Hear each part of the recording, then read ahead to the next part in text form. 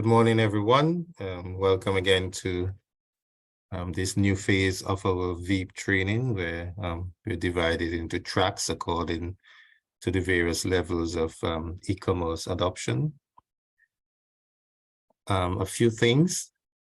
For those of you, you would have received an email from me yesterday indicating to you that, that you should go ahead and request a quotation from the marketplace of your choice, your first choice marketplace, and send that to me as soon as possible. The distribution of the selection so far doesn't really indicate like a really highly popular marketplace, so that would make negotiation a little bit more difficult on our part. So the best approach is for you to obtain ASAP a quote from your first choice marketplace.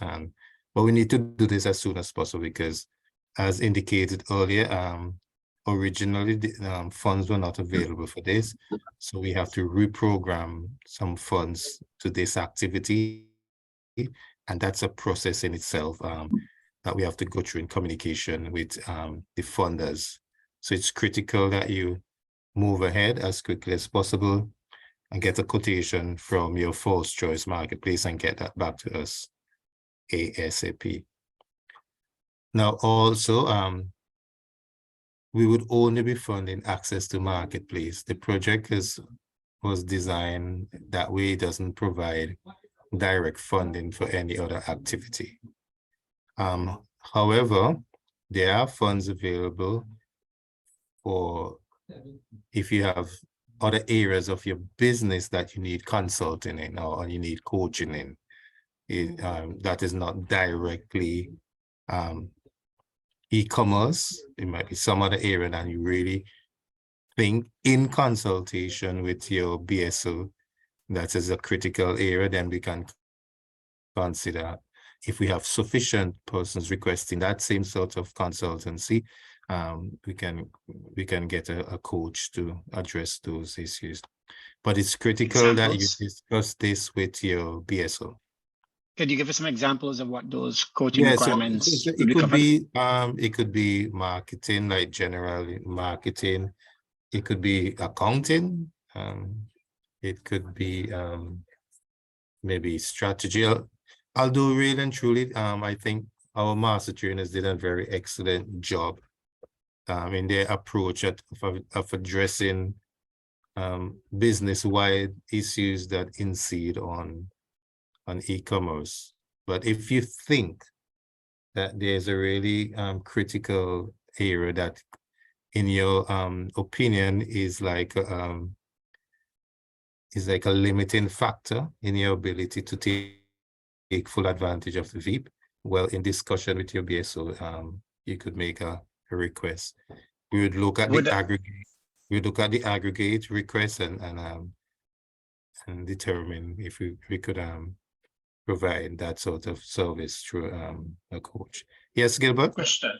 Would content creation be covered under something like that?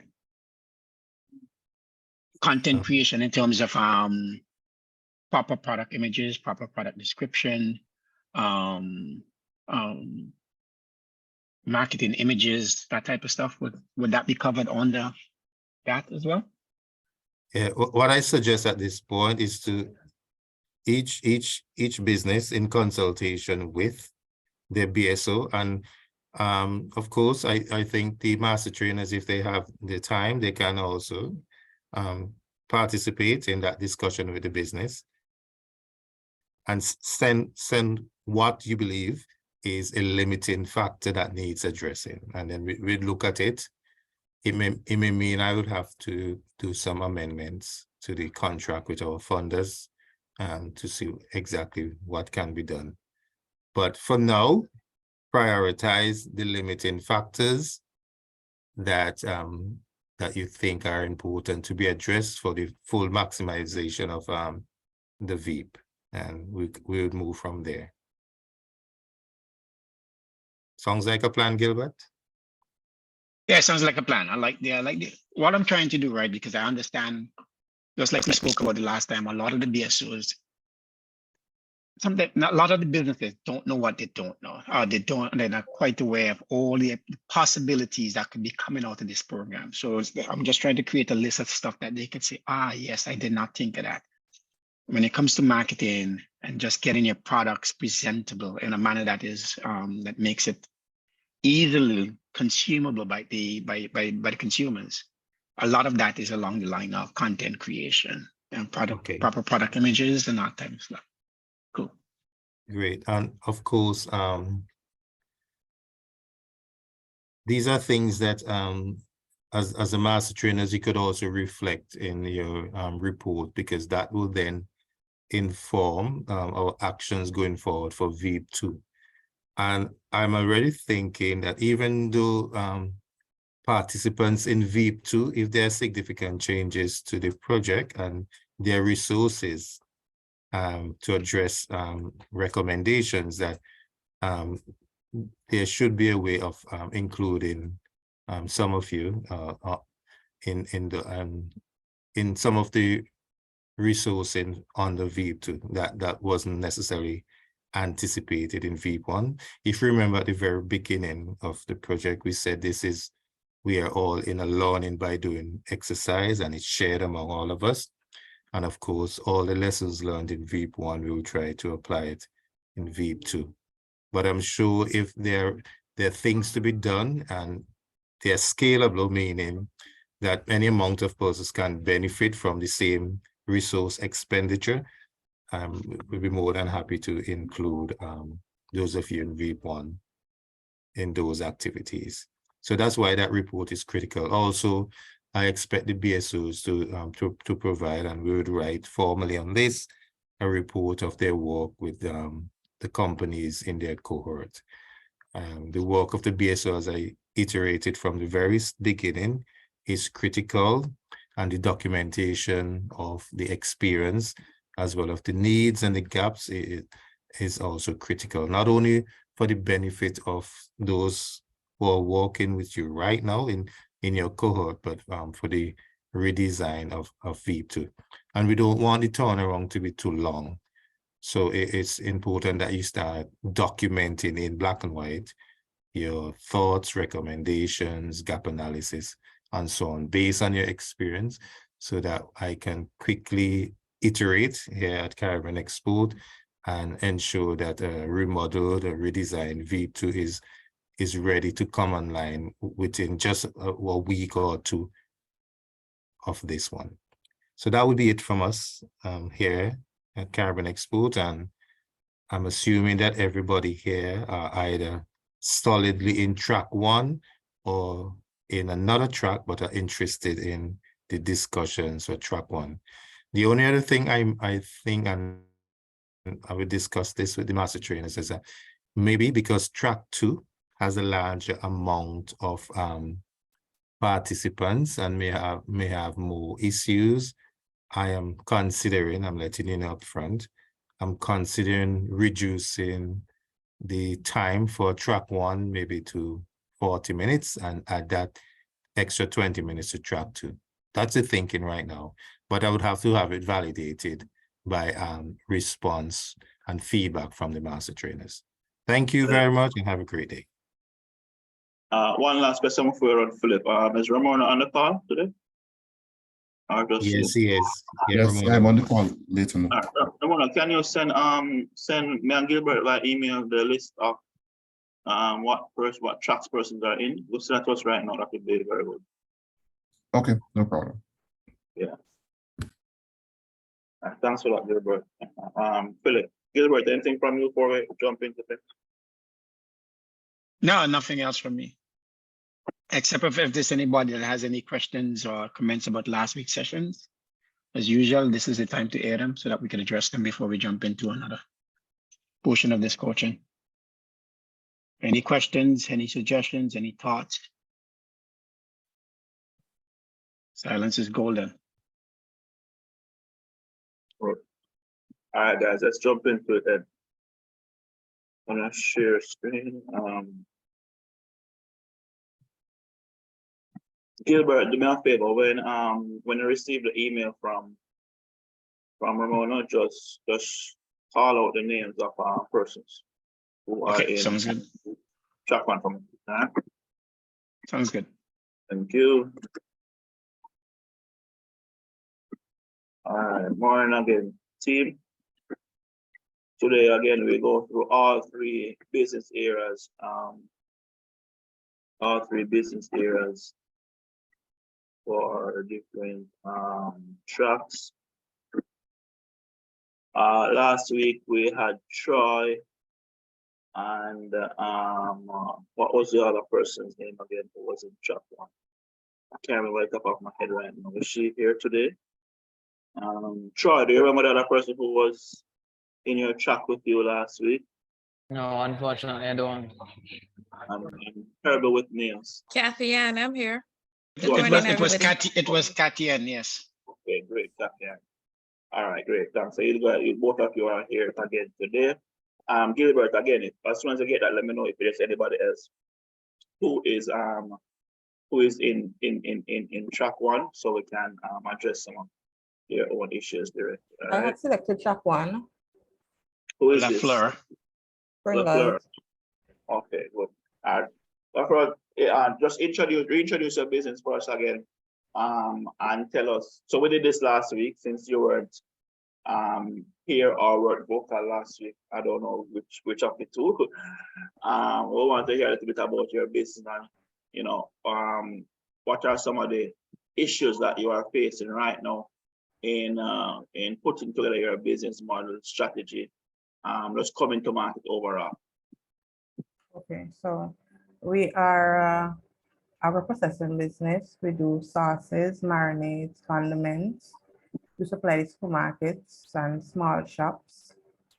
Our challenges when it comes to putting together the modules on them, it's basically time and missing some information that you ask for. That's basically it. As soon as I get the information, then I could put them in. Okay, which St. Vincent. St. Vincent, and your business as it is right now, it is unregistered. Yes, it is registered. It's registered, right? And you're operating. Yes, please. Then you have sales. Yes, please. Okay. But no website. We don't have a website. Well, somebody had created a website who was working with us, but when they left with the password and everything. So it was a Wix account or something of that sort, but they left with all the information, so we never got back into it. Okay. So is it that in your case, you wanted more support with your business model setup? I'm trying to understand. Yes. You want to figure out your business model. Module, yes. Okay. All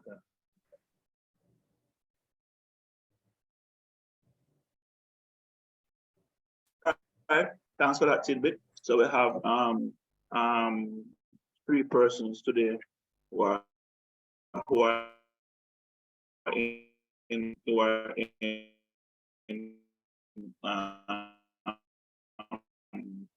this track turning off the business. The reason why we're spending a little bit of time on this element is because for e-commerce to work, we have to be very clear. Hey, Leighton, you're breaking up every now and then. Go ahead, I don't know if it's your internet. I said you're breaking up every now and then. I'm not sure if it's your internet.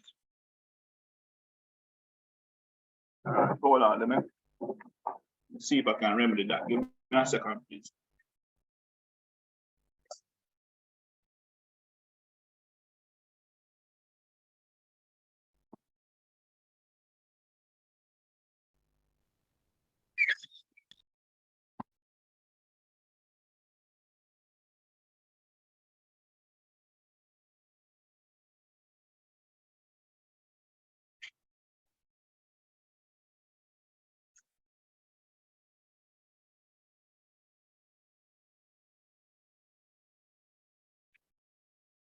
All right. Gilbert, while I speak, let me know if I'm still breaking up or I'm good. All right. Everybody hear me clear at the moment?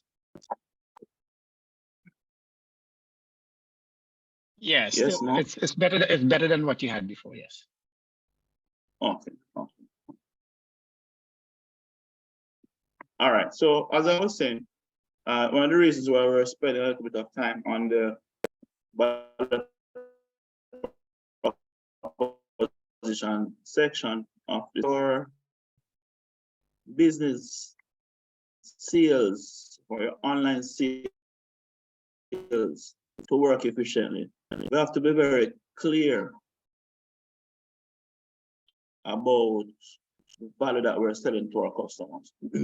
Our customers only have maybe 2 minutes to 3 minutes that they spend on our website. Prospects, when a prospect come on your website and spend over 1.5 minutes, 2 minutes, or you find that when you look at your reports, your analytics, and you see a prospect on your website for over 2 minutes, it means that they have seen something that they see of value, they have recognized that value, and maybe they spend some time on the website trying to understand that value. And then you'll have some instances where you get high bounce rates of your website where persons come and leave immediately, or persons come and just spend a few seconds and leave. That tells you that whatever they were anticipating to find, there was some disconnection there between what the customer was expecting and what they came there and saw. At the end of the day, guys, your value proposition directly impacts how you show up online, the messaging that you choose to show up online, and how you sell your business to that prospect when they find you online. So, highlighting the problem solved, ensuring that you understand your perceived pricing value, and you have that communicate with your customer, understanding also your value drivers, pricing strategy, and what are the buying convenience elements of your execution will make a big difference in how you achieve success from your customers. Now, last week we asked Ramona to just resend the workbook module for module 1 to all participants. I'm hoping that everybody here who selected this track now have that workbook. Because we're going through strategy for this module, we'll be mainly helping you guys to finalize your workbook entries, and I know this will prove very useful for persons who are in other tracks who have not completed their workbook as yet. I said to you that actions flow from strategy. Once you start acting without strategy, then you are pretty much running around like a headless chicken, So we want to ensure that person, where your actions and activities are flowing from. Yes, you can go out there and run some ads. Yes, you can go out there and do some flyers, but what's the aim? What's the end game? What are you trying to achieve here? Is what we want to ensure that everybody understands fully, all right? So we're using Nickel's Beauty again. Gilbert, how am I with the internet now? Let's double check it. Still a bit choppy, but less frequently. Less frequently. All right, let me just try. One thing. Give me a second. Let me try one thing. Try an alternate source. And tell me if it makes a difference on your end. Just give me a second here. Oh no, this is following.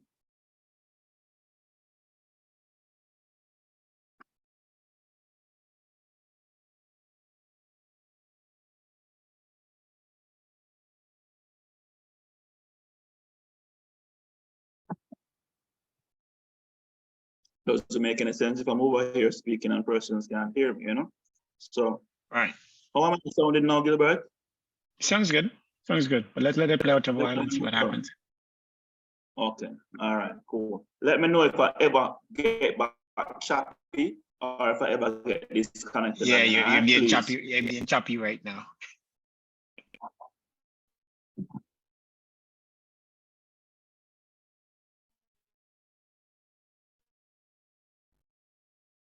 being choppy right now. Let me know if it continues, please. Maybe it's all right. As I mentioned, we'll be using Kim's Beauty model as a working example of how to, fill out these areas. All right, so we spoke last week about value, perceived value. We're speaking also about how do you sell a. So we spoke a lot about that, especially with Troy's castor oil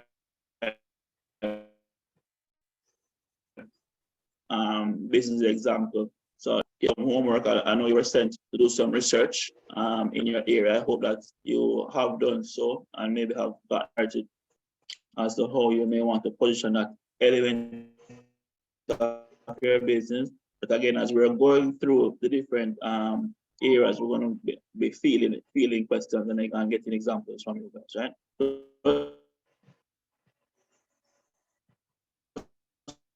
To nail down the value proposition here for Nickel, the problem being solved here is that they're providing beauty services to Jamaicans and to service at a reasonable price. And reasonability is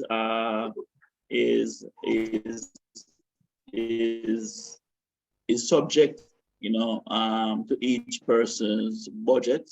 But when you compare it comes down to, do I see this as a good spend for what we're getting back? And if we can get customers to buy into that, then you'd have won here in this case, because it's not easy to sell products that are not necessarily the cheapest option.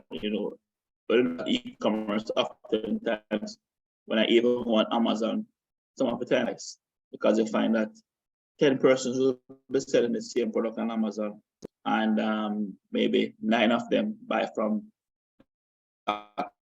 one person who is actually supplying. Right?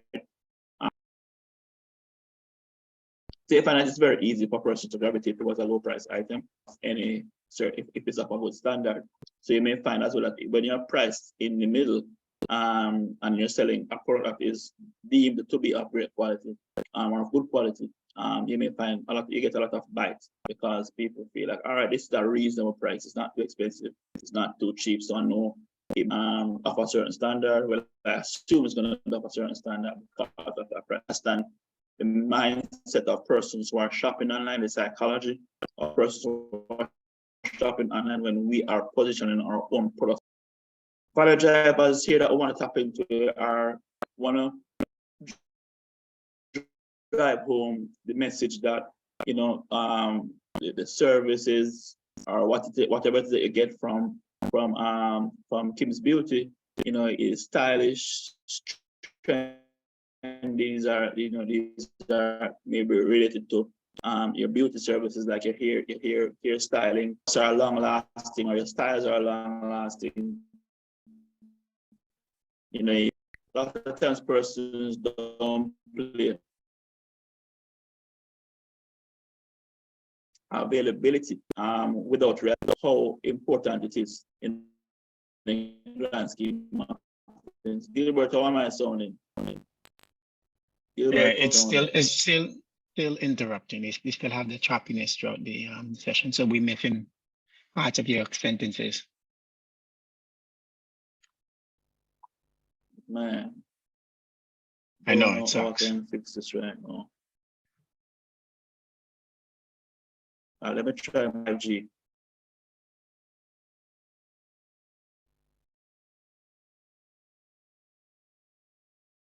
Gilbert, you hearing me? Yeah, we're hearing you still. All right, let me know if it continues to be choppy, please. All right. All right, cool. Yes, so we spoke about the value drivers and availability. So oftentimes, we tell persons about what we're selling, but we don't tell them how to get it, where they can get it, the times that they can get it. So for instance, in the case of Kim's Beauty, modeling her business, she has other competitors out there in the space, in the town of Manitoba. She's not the only beauty service provider. How does she build out a business value proposition that creates a blue ocean strategy for her business. What's a blue ocean strategy? A blue ocean strategy is that strategy that you create that sets you apart from your competitors. It's that thing that you do to make yourself different, a differentiating factor. So anybody who, I would encourage everybody here on this session to just Google Blue Ocean Strategy. After this call, it's one of the concepts that I learned in my entrepreneurial, not necessarily studies, because I did not necessarily a course I did, but different programs that I've been a part of. I've learned Blue Ocean Strategy, and since then, every single thing I do, I integrate that strategy in it. And as I say, what it is, it's that thing that makes you different from everybody else. So you have 10 hairstylists out there, you have 10 beauty service providers out there. What is it that's going to make Kim's Beauty stand out over the others? Yes, the others are claiming to be stylish, trendy, providing long-lasting, providing beauty service, and they're available too. What is going to be different about you? So Kim's Beauty, can use availability as one of her areas to for differentiation. And what can she? What do I mean by this? Typically, service providers of this nature are open maybe 6 times per week, 6 days per week, Monday to Saturday, for the most part. Kim's Beauty could say that, hey, we're open all week, so you can even come on a Sunday. All right, cool. Maybe other persons may come up with that idea and say, we're open 7 days per week too. Kim's Beauty could say, all right, we are open 7 days per week and 24 hours on a Saturday, because we know people tend to pull up the hair salons on a Friday, Saturdays, or maybe on a Friday, in case the person needs to do a style to go on Monday. So she could come out and say, hey, we're open 7 days per week, but on Fridays and Saturdays, we're open 24 hours. Now, that would create a significant advantage for her, because people know that, all right, on a Friday or Saturday, I could go there 2 a.m. in the morning if I want, and I'm get a style done, These are things, and there are different ways. Availability is just one way. You could use other things to set yourself apart. It could be that Kim's Beauty only works with a certain type of brand, so when you go there, you're guaranteed to get a certain type of product every single time consistently.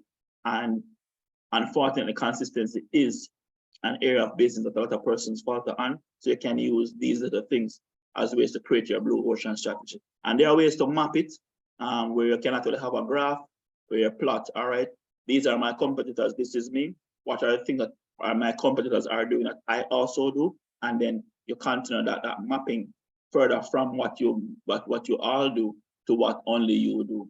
And also only what they do, because when your customers come to you, they are looking at others and comparing, and they're going to say, oh, but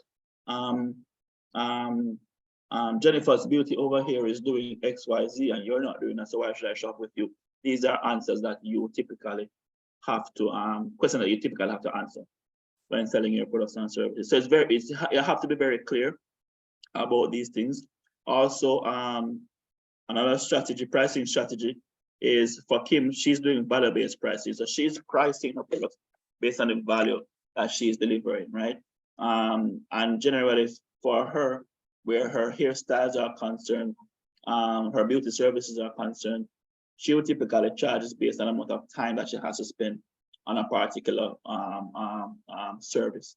So if it is that she's gonna, maybe she has an hourly rate of say $100 per hour, that's expensive, but let's say $50 per hour, right? A particular style takes half an hour, then maybe she charge half that price.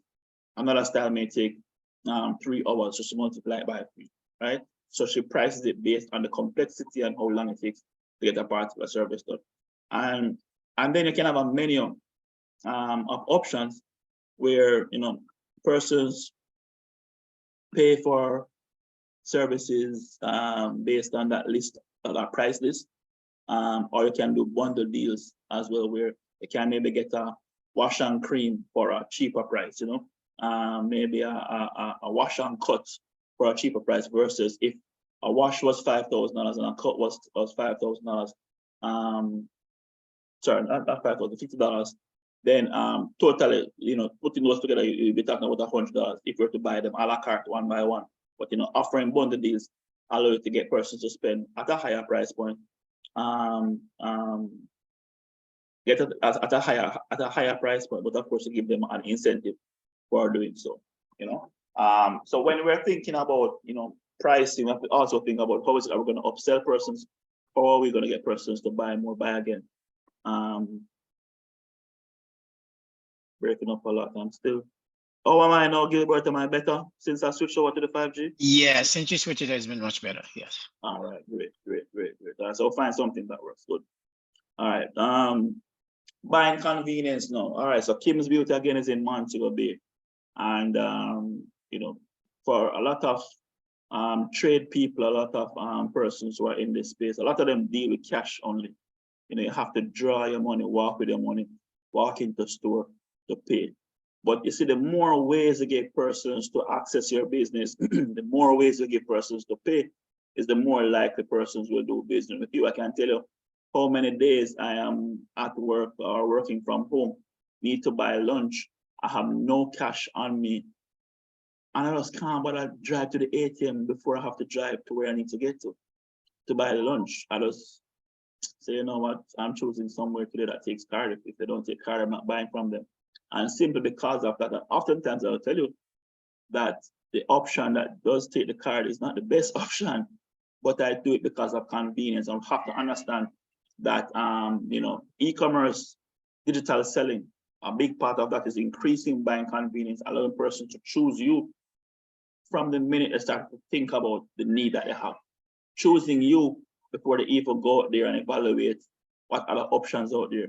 Choosing you from the comfort of their home, from the comfort of their bathroom, even while on the go or even while in a business meeting somewhere or otherwise engaged, So of course, having an online website as part of that purchasing option is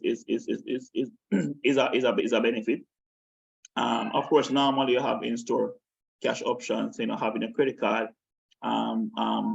machines there for persons to pay by a debit or credit card. And then of course, if you are able to support bank transfer as a payment method as well, then you can definitely use that to increase your buying convenience, right?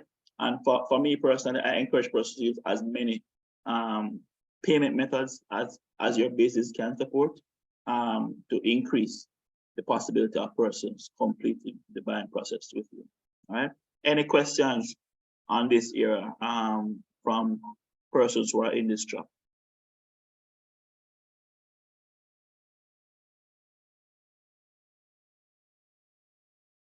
Not as yet, thank you. Okay, all right, Kathy.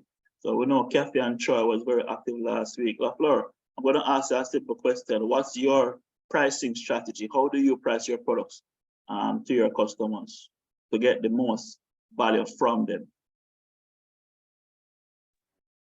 Well, basically we do the pricing, the costing, and then we do a markup. That's basically how we do our pricing. Okay, but how do you, so you simply take your cost price, you add a markup to it, and sell it at that markup. What's your markup like? Is it like you do like 100% markup, 50%? And what's that like? It's about how do you determine the markup? Repeat? 60. 60. You said 60, right? Yes. Okay, and does that put your product pricing cheaper, competitive, or more expensive than your competitors?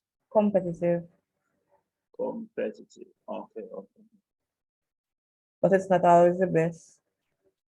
So there are some persons in the market who are more expensive than you. Yes. Do persons still choose those persons over your products? Yes, I would say that, yes. Do you know what makes them choose those products over yours? Being that they're more Maybe their expensive. marketing strategy. The way how they market themselves, keeping themselves in the and so marketing themselves on social media and stuff like that. Okay.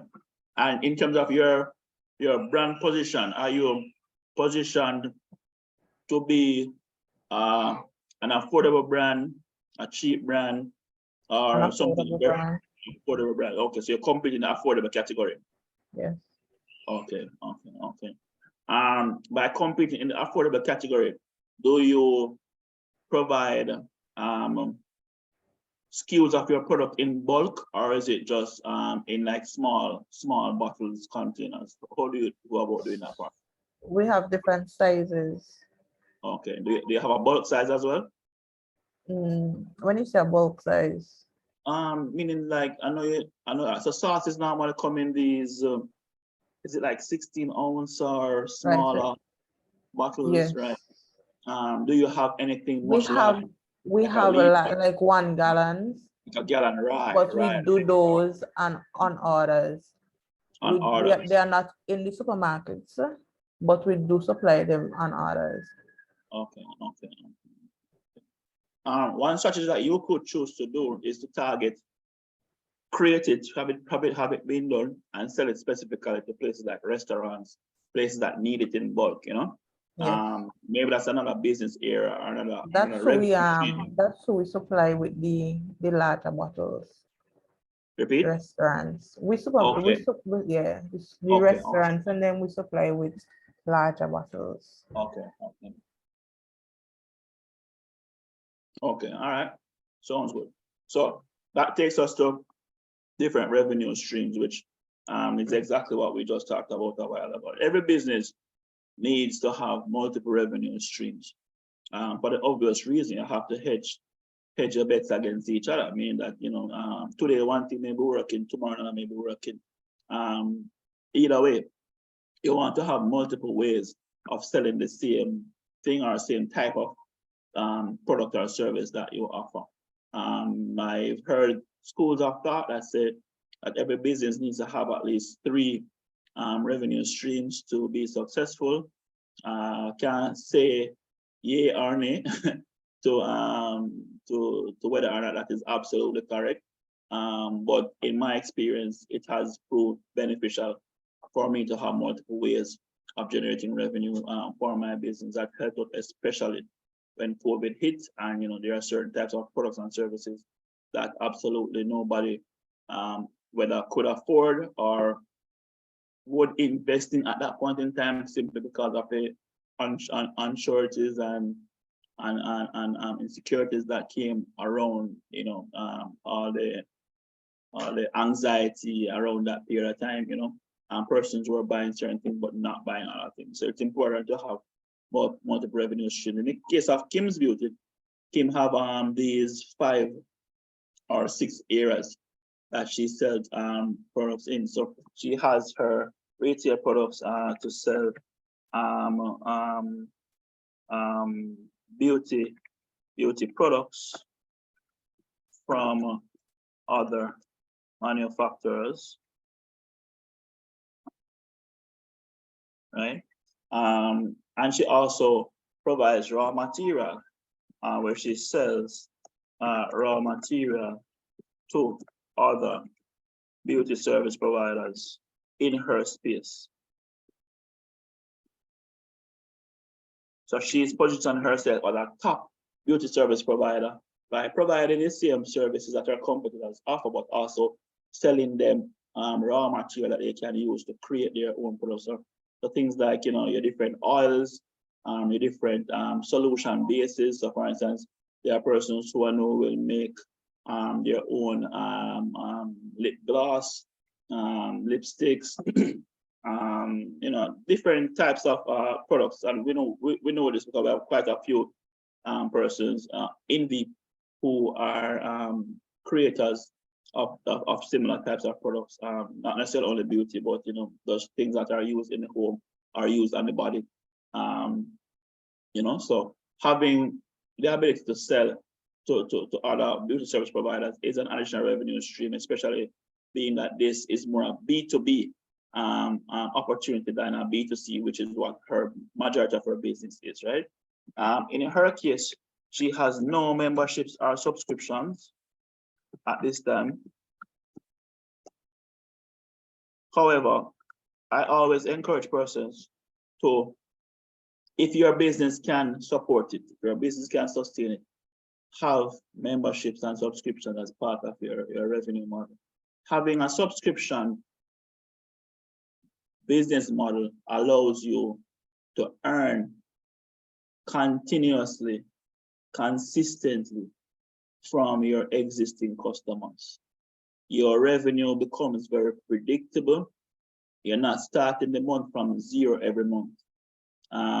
Even within our own group of companies here that I was acquired into, there's one particular company who offers video advertising services on outdoor screens, and their entire model is a subscription-based model where you pay monthly to put the videos on these screens. And persons are paying anywhere from 5,000 US, 2,000 US, 3,000 US every month to put these the videos on these screens.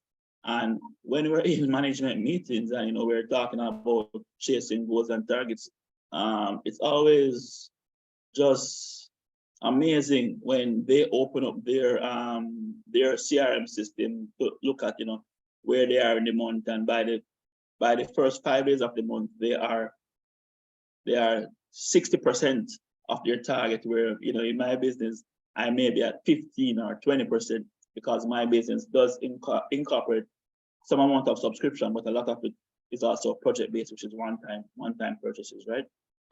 Subscription model and membership models are well suited to e-commerce.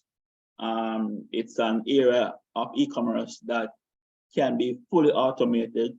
Somebody signs up to access products continuously or access a service continuously, and we charge them a standard fee for that access. Does not mean that if they need add-ons, you can't sell them add-ons as ad hoc or one-off purchases, right? But at least you keep them as part of your membership, part of your subscriptions, and they may be subscribed for a year, 2 years, or just an ongoing subscription. Sometimes it can be 3 months, it can be a limited time as well that you offer this. So for instance, I've seen where beauty service providers in the past offer. I remember seeing a person offer a subscription for barbering services, where they said that, all right, if you come to the barber, you pay, let's say you pay $5 per trim, right, for argument's sake. And you normally go to the barber every week, so that adds up to maybe say $20 per month. They're saying that, all right, if you pay me $18 per month, you can come and just trim at any time you want to. Now the reality is that if my hair takes 1 week to grow back, there's absolutely no reason for me to trim more than once per week. But when I hear, hey, I can come and trim anytime, perceived value on my end is that, hey, I've bought into something that gives me easy, continuous access to get this service whenever I want it, right? And that's a benefit to me as a consumer. But to the end customer, to the business, they know that I'm still going to come and trim once per week at best. There are some weeks as well I'm not going to come and trim, so they're going to end up collecting monies for the month, and I may only use the service maximum 4 times, sometimes 1 to 2 times, or sometimes even none at all. But they have me on that subscription service, and it guarantees their revenue stream. Gyms, trainers, telecommunication service providers also use this business model. What I'm spending a lot of time on this because it is very easy to activate from an e-commerce perspective. With this type of model, you set it up, you leave it, the system automatically notifies the customer when their subscription is up.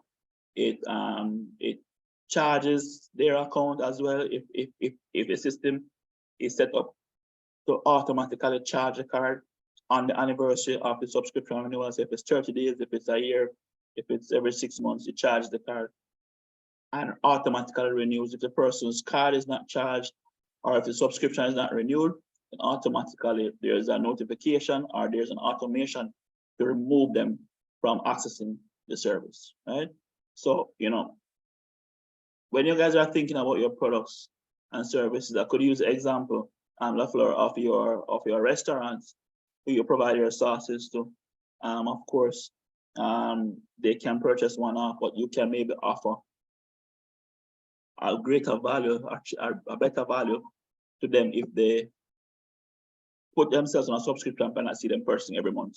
What this now means is that instead of saying, all right, I need to get 10 restaurants to purchase this month, what you'll do is that you'll get 10 restaurants on this month, and then next month you're saying, all right, and you're not getting to purchase one, I'm getting them to purchase a subscription plan.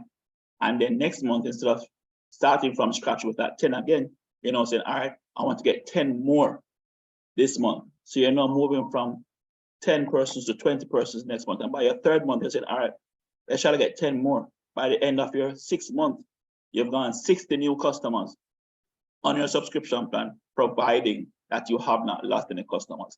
So that's the key thing as well, subscription. You have to be very on top of the ball with your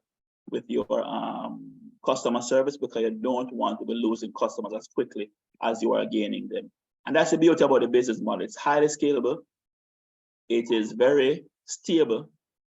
It allows you to project your revenue for the year, or for the period of the subscription that you're offering, whether it's a year, 2 years, 30 days, otherwise.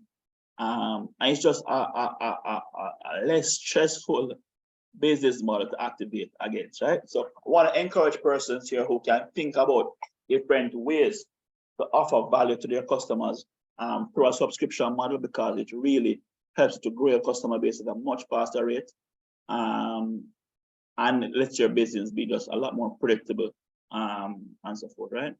And there are many systems out there to activate against this. Many systems. WordPress does a great job of offering multiple solutions for subscription. I know Shopify does it as well.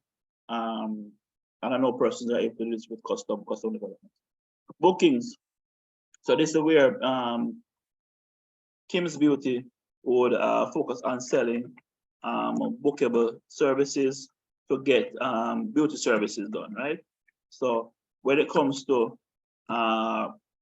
getting your hair wash, cream, cut, style, anything like that related to a service being done on your hair, she would sell it as a bookable product. So selling bookable products to get hair styling services, right? And with this methodology, again, persons oftentimes can choose to allow persons to walk in to your salon to get your services done, or you can choose to have persons have bookings. There are pros and cons to each. Comes down to how well you're able to manage your bookings and how well you're able to manage your walk-ins. At a time when persons move from walk-ins to bookings simply because the walk-in traffic is just too much, as an unpleasant experience for everybody.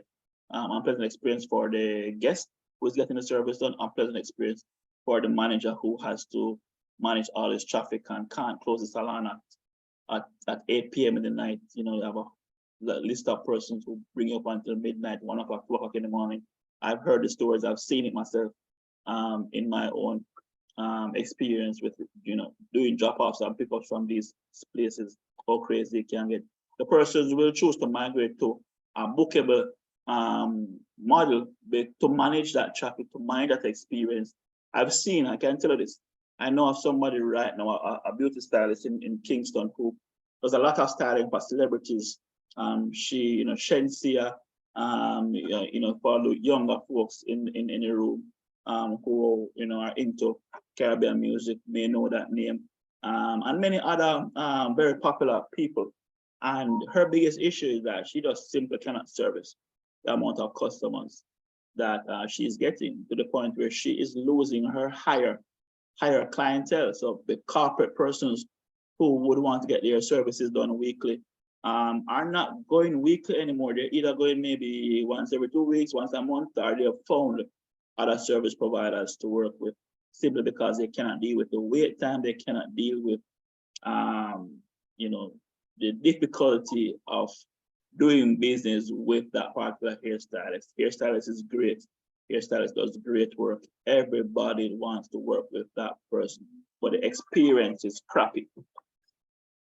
The experience is crappy, and because of that, she's losing customers to her competitor. And it's not her worst customers she's losing her best customers, because the persons who do have the money to spend, the persons who are the corporate females don't have the time to be sitting in a salon from 8 a.m. till 2 p.m. before they can get their service done. That's just crazy, right? Up to recently, I was engaged by the local company's office here in Jamaica to help them to manage their waiting system where a person, got to get their company documents registered and so forth. And what they're now migrating to is a SMS queue where you join the queue, you can go about your business and you get text message updates as to where you are in the process and lets you know when you're to come back to the location. These are things that persons can implement to manage wait time, and again using technology, using the same bookable systems, you're able to scale, to add these types of innovations to the process. But at the end of the day, you have to understand from a business model perspective how you want to activate, what experience you want customers to have, and what systems are you going to put in place to activate those revenue streams, right? And then of course here we have services that require quotation. So we're going to talk about our wedding services for bridal parties, right? So whether it is you're getting makeup done, you're getting your hair done, you normally have to get that done by a quotation. So these are different revenue streams that Kim's Beauty has in place, and with this number of revenue streams, Kim's Beauty will always have something to sell. Always, right? Have something to sell. Kathy Ann, tell me, how many revenue streams do you currently have in your business, and what are they?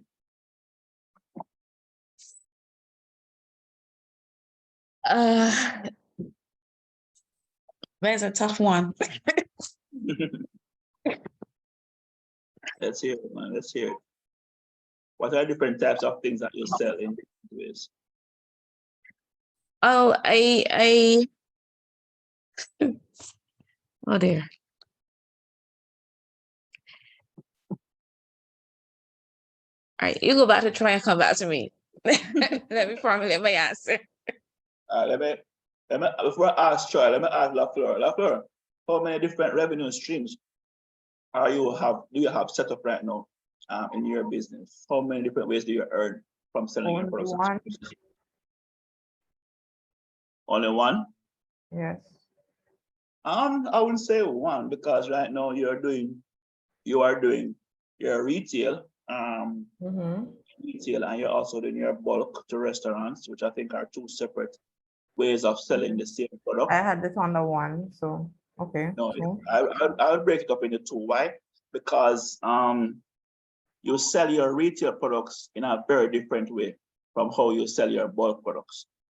It's also two different market segments as well. So your market segment for your retail products are maybe I'm sure men and female will buy your sauces. So it's not necessarily male or female, but these are persons, grocery shoppers, persons who are going to the supermarket, picking up a product off a shelf, or maybe they are visiting a particular location to get your product, or maybe they are calling you on the phone and saying, hey, LaFleur, we need some of your sauces. We have some events coming up, or I have a big dinner coming up and I want to be nice, things like that. And then you have your restaurants, which is a second market segment that will purchase from you in bulk, to use as part of their own recipes when creating their products for our customers. So it's actually two different market segments, two different ways of selling, two different revenue streams at least. So it's important, guys, for us to be able to identify and differentiate revenue streams in our business, because it helps you to also understand how to sell them.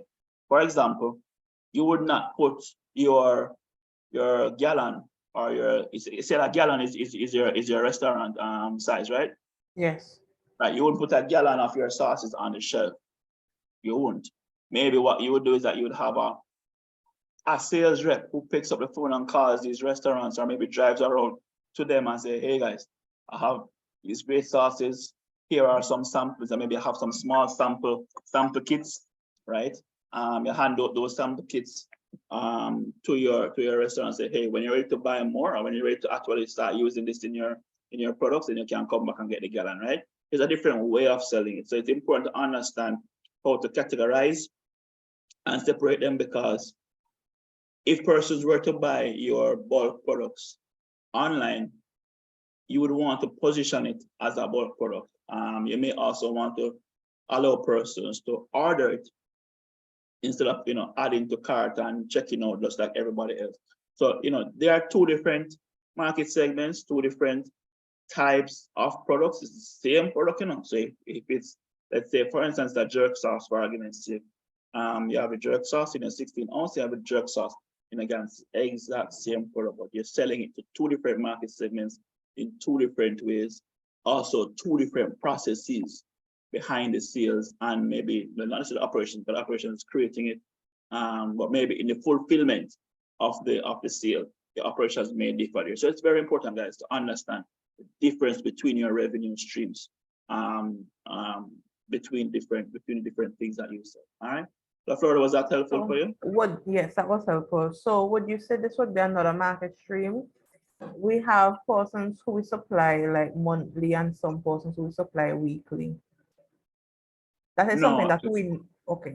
No, that wouldn't separate the revenue stream. That just separate maybe if you're buying frequency of your customer, and maybe there are ways that you can get your persons to buy monthly to start buying weekly, or maybe it is that you get persons who buy weekly to start buying monthly by offering a different price point or a different value.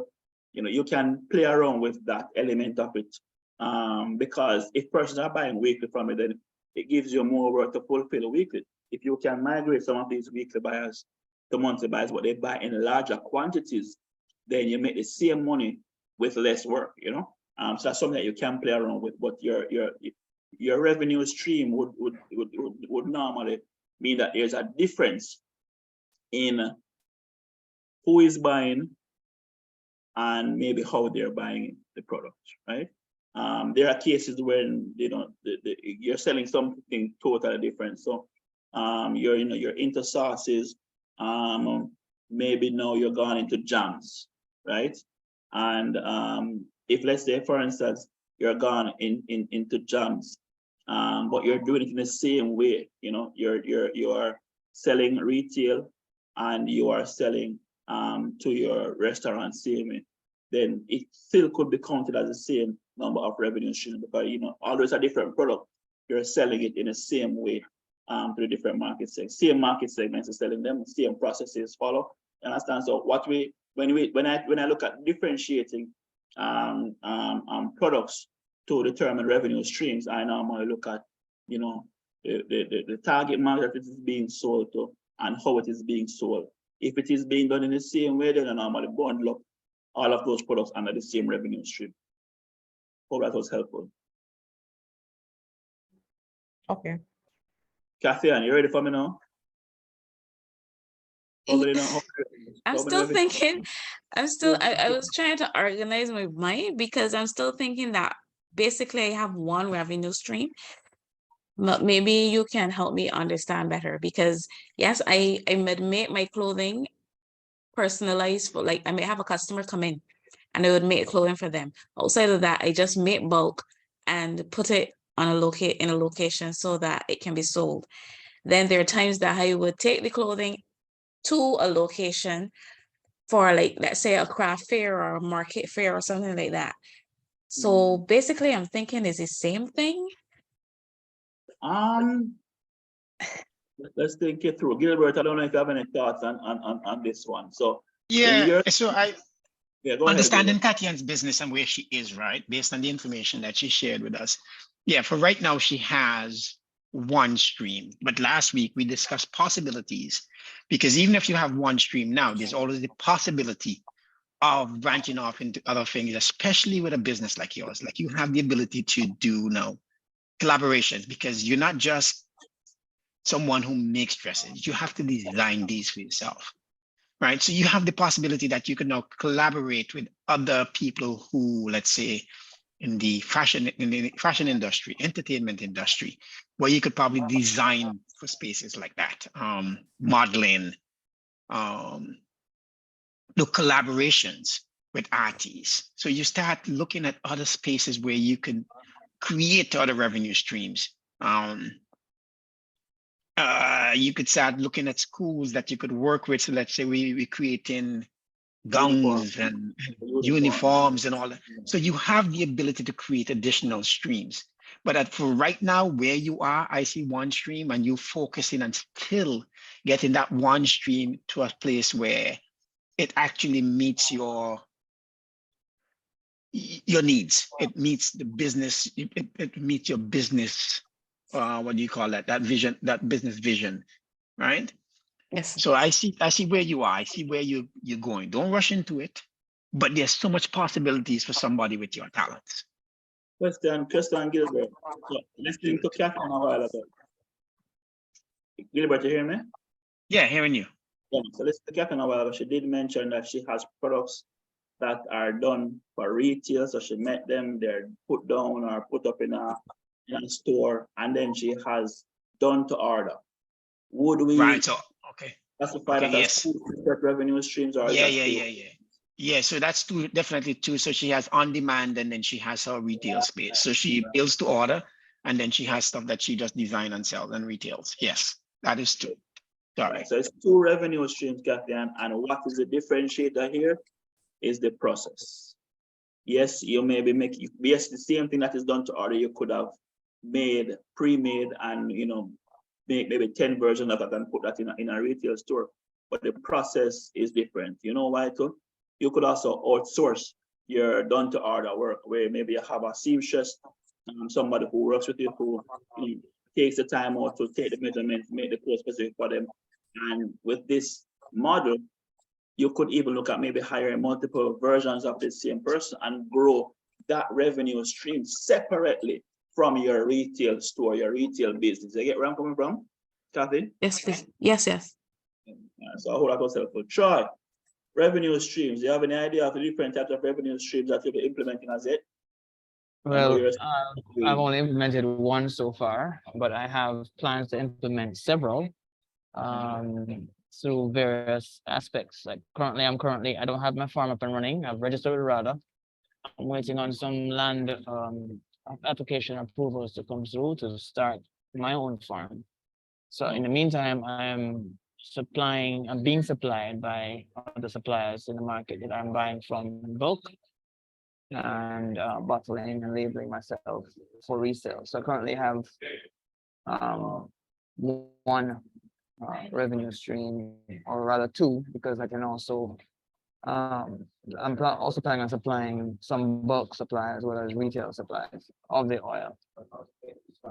So I'm buying in bulk, retailing, and also selling back in bulk. Okay. With a smaller markup. Okay. But I'm premium pricing my products as retail, as we discussed last week. Right. All right, thanks for the input, guys. So we're at the end of that hour for track one. So we covered the value proposition and revenue stream. Next week we'll be looking at defining your target market. This is very important, guys. I can't stress to you how important understanding your different target market segments are. As I said, we want you guys to be completing these exercises before or while we are going through them, so you can get the most value out of it. Or if it is that you have not started as yet, use the rest of maybe today's session or your time today, see if you can just get that information in, so the rest of information can flow from there. Next week we'll be looking at, as I said, target marketing, customer touch points, relationships, right? So we'll be looking at people pretty much next week and how to connect with them. All right, and that there ends the end of track one's discussion. Gilbert, I don't know if there's anything else you want to touch on before we bring up e-commerce systems. No, nothing else. I'm good. Okay, all right, cool. All right, so let's switch over to e-commerce systems. All right. Sure, can you remind me? Sorry, not sure. Gilbert, you got the list from Ramon, right? Yes, I did. Let me pull that up for you now. I didn't want to interrupt you as you were speaking before. No problem. In the meantime, I'm just going to ask all the persons who are on the call who know they're in track 2, just put up their hands. I know it's quite a number of us. Let's put up your hands, please, so we can identify you and call on you. Caribbean. My chat is Caribbean goodies. 1 second. my hand is Rosette, Jody. Continue putting up those hands, please. And Gilbert, where don't see people put up their hands, please call on them, as I want to see them. Marcia, I got your email, I got your message. Apologies, I am a little bit swamped because I didn't get a chance to respond yet. But I will today. okay. Rest of hands are persons on the call who are in track two, calling all track two participants.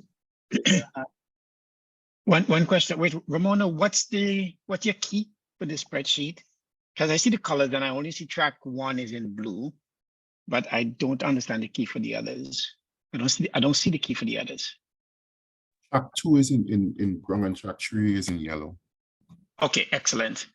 So for track 2, we have Jasmine King, Marcia Peaks, April Castellano, Shelly Ann Fraser, Catherine Pereira, Tati Dubois, Gavin Glasgow, Leandria, Marcelin Lewis, Andrea Livingston Prince, Wayne Eiffel,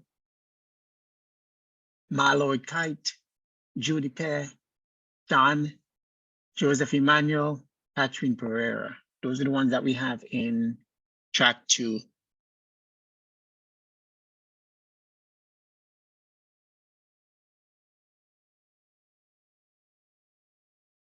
All right. Are the hands up? Are the hands coming up?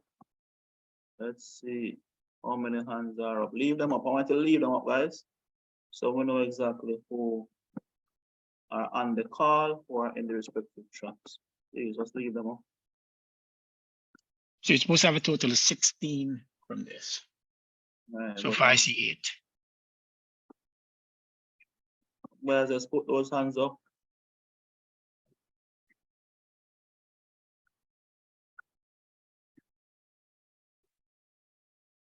All right. That's 9.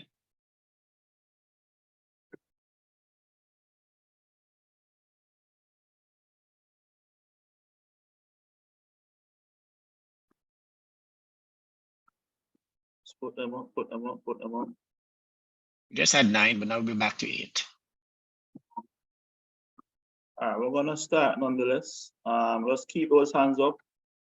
Let's keep those hands up so we know who we can call on, who is available. All right, guys. I'm bringing up 2 websites examples that I want us to zone in on. Now, as persons who are looking to set up your e-commerce websites, it is important to understand the starting point for selling your products and services online, right? Let's see. All right, I've opened the back end of Kim's Beauty already. When it comes to selling your products and services online, there's a base point, there's a starting point that allows you to get going and then scale from there to whichever direction you want to go into. You could end up with an Amazon, you could end up with a website like Shein, a website like Zappos, a website like Angie's List, for argument's sake. Or you could end up with a service-based website with landing pages connected to products. But at the end of the day, guys, it all starts with one thing: being able to list and sell your products accordingly, right? Now, if you look here at Kim's Beauty, Kim's Beauty has a product list here, right? And I want to drive this home, guys, that when we're setting up and what we're going to be doing today, just a refresher. Today we'll be looking at how do we structure e-commerce setup and put the thing together. You understand? Everything starts, guys, with your product list. Every single thing starts with the product list. Because you're selling products and services online, you have to first and foremost come up with a catalog, a list, a pricing list that lists all the products that you intend to sell online or all the products that your business sells overall, if you're going to run in one consistent operations, right? Now, whenever we are developing websites for our clients, especially websites that are product-based, even service-based, it doesn't matter. The first that we're going to ask you for is a document that looks like this. The only thing that we may add to it is a description, a product description column, right? So we may put a column like this and put in, let's open it a little bit wider, because normal it's pretty wordy, right? And we'll call it product description. Separate and apart from your product name, product category, product name, description, pricing, the only thing is that we normally need for product are images, right? So you're gonna see here where, you know, down here we have, this doesn't have the quick view. Let me just check over here to see if we can get in there. Let's go to shop now here for jewelry.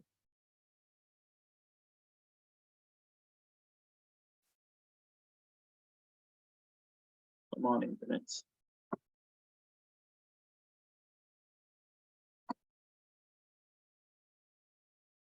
All right, so it is up. Right, so once we when you're selling products online, your catalog is made out of pretty much made up with these specific things in there. So you have you know, your product name, your product image, product price. And for those who are doing things at a particular level, you have to have very clear product descriptions if you're going to be demystifying what you're selling to your existing customers, right? So this particular client only placed, you know, very limited information about the products that she's selling. It is important to have very clear descriptions being used when creating your product. So everything starts with categorizing the product, giving the product a name, description. Even if the product don't have a name, you have to name it as something. A lot of times when persons are giving products names, they also create a product SKU number, which is like a unique number that is assigned to every single product. So if, let's say, for instance, you have this product with brown stone and black stone and gray stone, then you have to have each product been represented with an independent SKU. So when you are cashing out from an inventory management perspective, from a product picking perspective, let's say, for instance, the SKU number for this product is 111.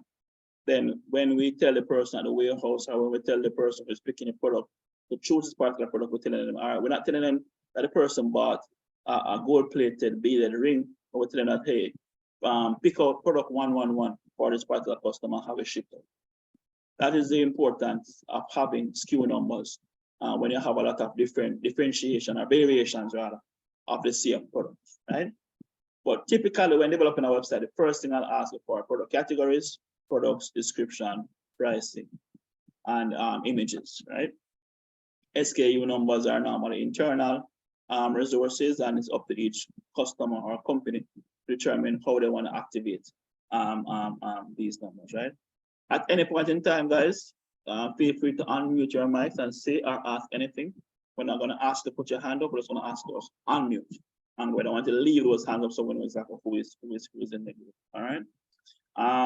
Now I want to start off with the product category area. Why is the product categorization is one of the most important things here. You know how many persons have come to me wanting to redesign their website? Why? Because when persons go on their website, they can't find anything. They can't find the things they're looking for.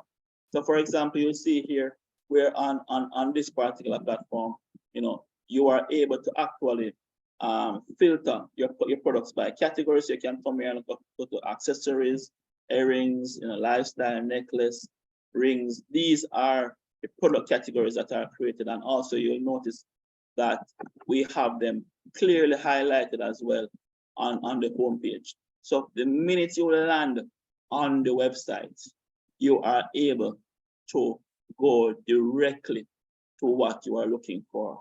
And as simple as this seems, this is one of the things that break a lot of e-commerce websites. It is not a working payment gateway. It is not whether the e-commerce system is set up to work or not. It is oftentimes the journey that the customer goes through to find a product, and that is not optimized. We have to understand customer journeys. We have to understand the path to sale that we want the customer to take when they are shopping with us. If you look at shopping in any supermarket that has a lot of products, you're going to notice that you have aisles that are properly labeled with the different types of products that are sold in them. This is the exact same thing happening right here. You land on the website, it's like you're walking through the front door of the supermarket, right? Then, you know, it says shop now, so it brings you directly to the shopping page to view all products. But if you want to go directly to a particular category, then you can come down here and choose that category as well. The same thing holds true for Barclays All in Wood as well. Barclays sells handmade, well, both of these persons sell handmade products. But Barclays specialized in wooden-based handmade products, right? And again, similarly, click shop now, you're going to end up into her entire, sorry, around there. Oops. I have to open back the homepage over here, right? Right. So you click on shop now. It's going to bring you to your products, and you know a little variation from Rev Jewelry. You'll notice here on Rev Jewelry we had to go to the section on the side to look at the product category, but we can also have them displayed at the top as well of the page so that they can click on it and go directly. So you know there's no question about where to find what we are looking for. And again, I just said, as simple as this is, we have to organize our website display in the same way. And for services, it is no different. Somebody lands on your website for a service and you want them to know what you sell, display the service categories that you support. Skyline Telemed is a good example of a project that we executed. It was executed so well that the owner of this platform actually invited us to be a business partner in this venture. But it's the same thing. You land on the website and you know, once you're able to see, you know, what it is that they say, again, similar Telemed to the platform out of Belize, because I have some experience working with this type of system and engagement. But right away, it lets you know, the type of services that you can get, gynecologist, pediatrician, whatever they are. It's important, guys. I can't stress this anymore. When people are looking for something to buy from you, they should not have to be looking all over the place to find it. And that's what I want to drive home and leave as the main message here for organizing your product list. So organize your products based on categories. If you have subcategories, then what we normally do is to include another column in between the product name and the category name to call it subcategories. Right? So just like how when you shop, well, this is incorrect. Categories. OR. All right. So just like when you walk into the supermarket and you walk into the baked goods aisle, you have a section for bun bread, Then you have maybe a section for your biscuits and your all of your baked stuff. Then you have maybe a section where things are actually baked out of the bakery. So maybe your donuts and your little dessert options can be there. So you can have multiple subcategories under each subcategory. Let me see if we have any examples of categories and sub. So here we have a good example here with Bartley's Wood, where she has her categories. So you see here, gifts, collections, hotels, household, office, packaging, wedding. But under gifts, you have gifts for occasions, you have gifts for men, you have gifts for schools, right? Under hotels, they offer things for decor, food and beverage, and gift shop, right? Under household, you have bathroom stuff, you have kitchen stuff, you have living room, right? And this is something that we helped her to craft, because before it was all jumbled up together. And as simple as you see it, being able to categorize and subcategorize your products when setting them up makes a big difference in the ease of persons finding what they're looking for. This is what makes a difference as well in being searchable throughout the platform. You go on Amazon, there are millions of products on Amazon, but we have no difficulty finding what we're looking for, right? Because it makes it easy to search. Products are organized based on categories, and you just know exactly where to go to find what, right? We have to be very, very, very clear on that. So where Kim's Beauty is concerned, our product categories are labeled as beauty services, beauty products, raw materials, courses, wedding packages, right? We have different names for different products, but they have all different categories, right? Then of course you have your price that you sell things for. Now on your website, you won't put in your cost or your profit margin. This was just a consideration for the price list, right? So you'll remove these elements from consideration. So let me just put these in red, right? Well, that's too bright.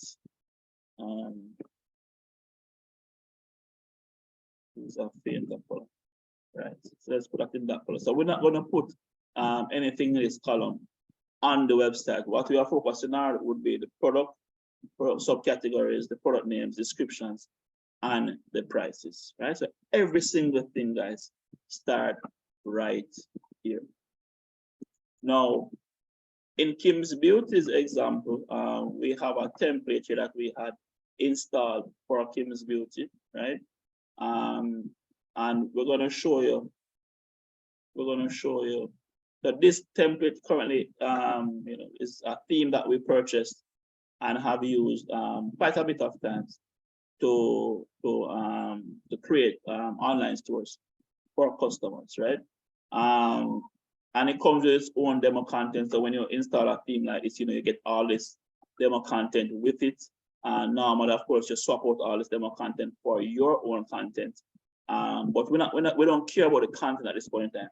What we care about is looking like how we want to show up, similar to Bartley's Wood and Rev Jewelry. So typically, we would go into the back end of the platform, right?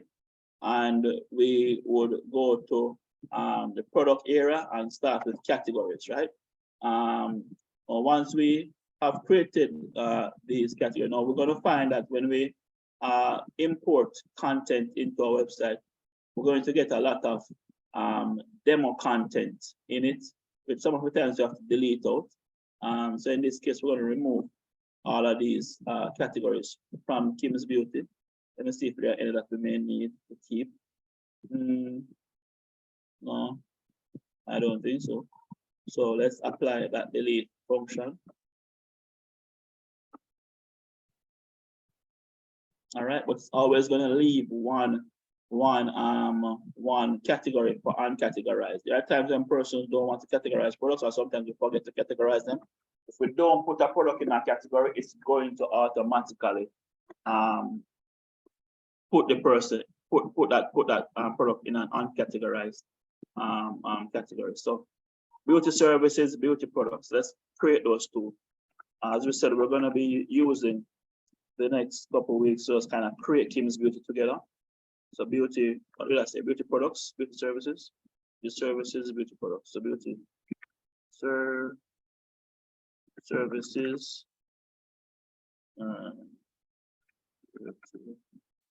services. So the slug helps to make the category searchable and determine whether or not this has a parent category or not. At this point in time, this doesn't have a parent category. If we wanted to put a description, we could, and if we wanted to put an image, we can. So when we have Bartley's Wood showing up like having a home, oh sorry, no, wrong product here, right? When we have Bartley's Wood looking like this with these images representing each product category, it is because we would have placed a product, a category image right here for beauty services, right? But today we're just going to create them on the back end. I will find some fitting images and put them offset. By next week when we come back, we can see what that looks like. All right. But for today, what we're doing is creating the category. So we'll come and create beauty services and we add new category.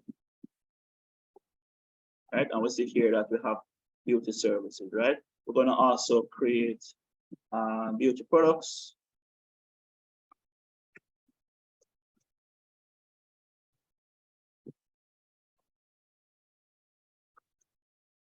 Again, we're going to leave the category as none. We're going to put in the image as the description. We're just adding the category so that when we bring in the products, we can bring them in with the respective content, raw materials, courses, wedding packages. So raw materials,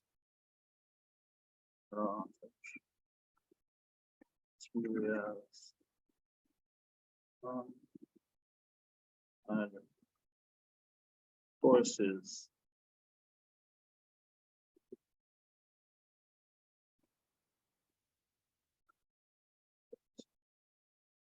Courses.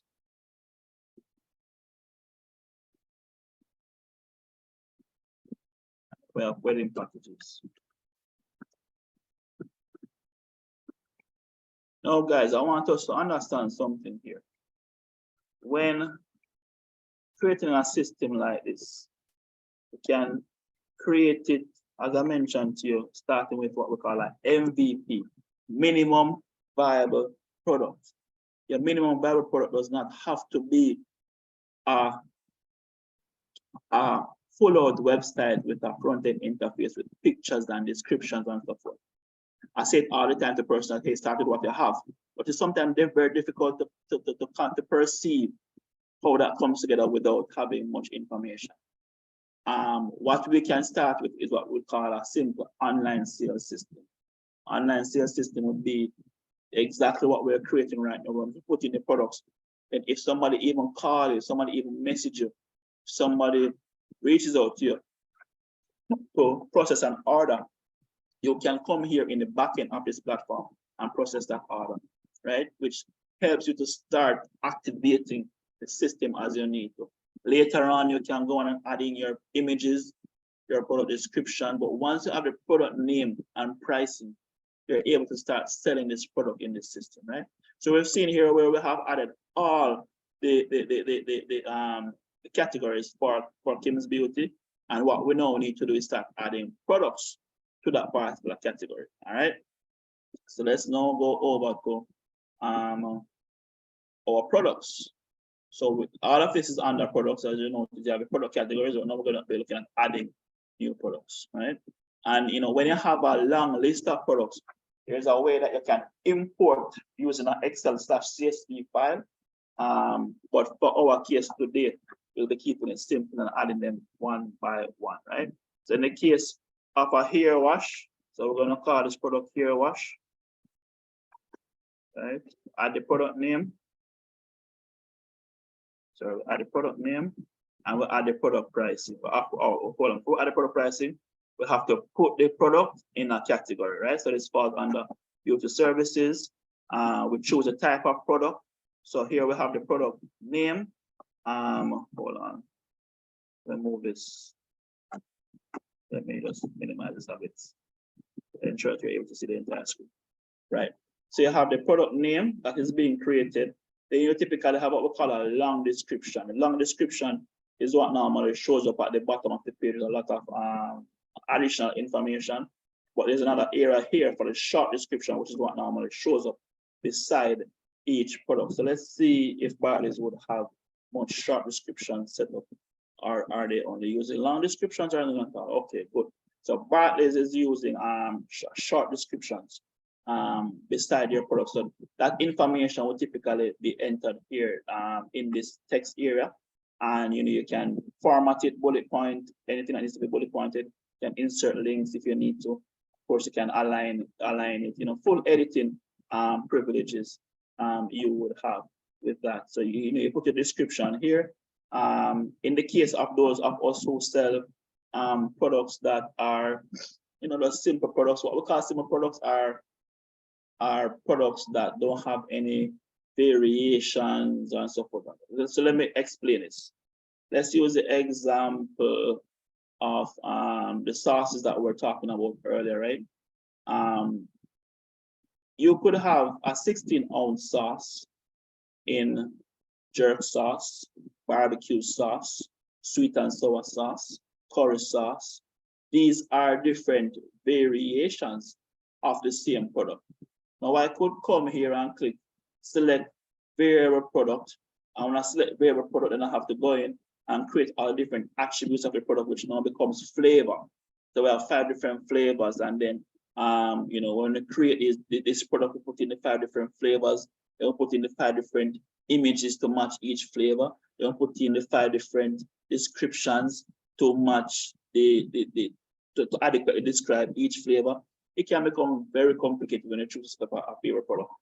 Instead, what I would recommend somebody do is simply create each version of the product as a simple product. You just keep it very simple. When you go on to Amazon and you are, let's say, for instance, buying a product, and you see where you can choose it in black, you can choose it in white, you can choose different sizes, you can choose different styles. There's a shirt, you can get it in long sleeve, short sleeve.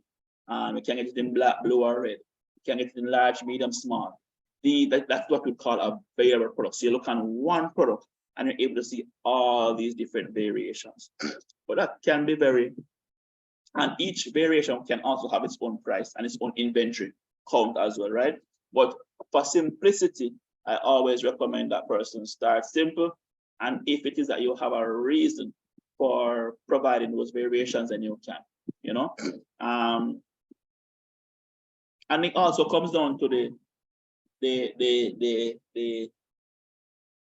computer literacy or internet literacy of your target market. So if you know that you are selling a product that appeals to farmers, we're not going to say farmers are not computer literate or internet literate, but I have worked in the farming industry before, and these are fairly simple persons, living in very remote areas of most countries. Farming communities tend to be, in rural areas where level of computer usage, internet usage is not the highest. If I was going to be selling a product, these persons, I would never ever use variable products, simply because it's too complicated. It's already complicated for me to set it up. It's going to be complicated for this person to understand how to even buy. So by creating simple products, allow you to just go in, put in the hair wash, put in the price, set the price, what, $50, right? And if we're going to do a sale, then we could put in a sale price and schedule it or not, right?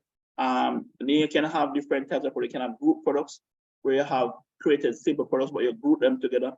You can have affiliate/external products. You can have variable products, which I just mentioned to you, is where you have a product and there are many different variations of the same product.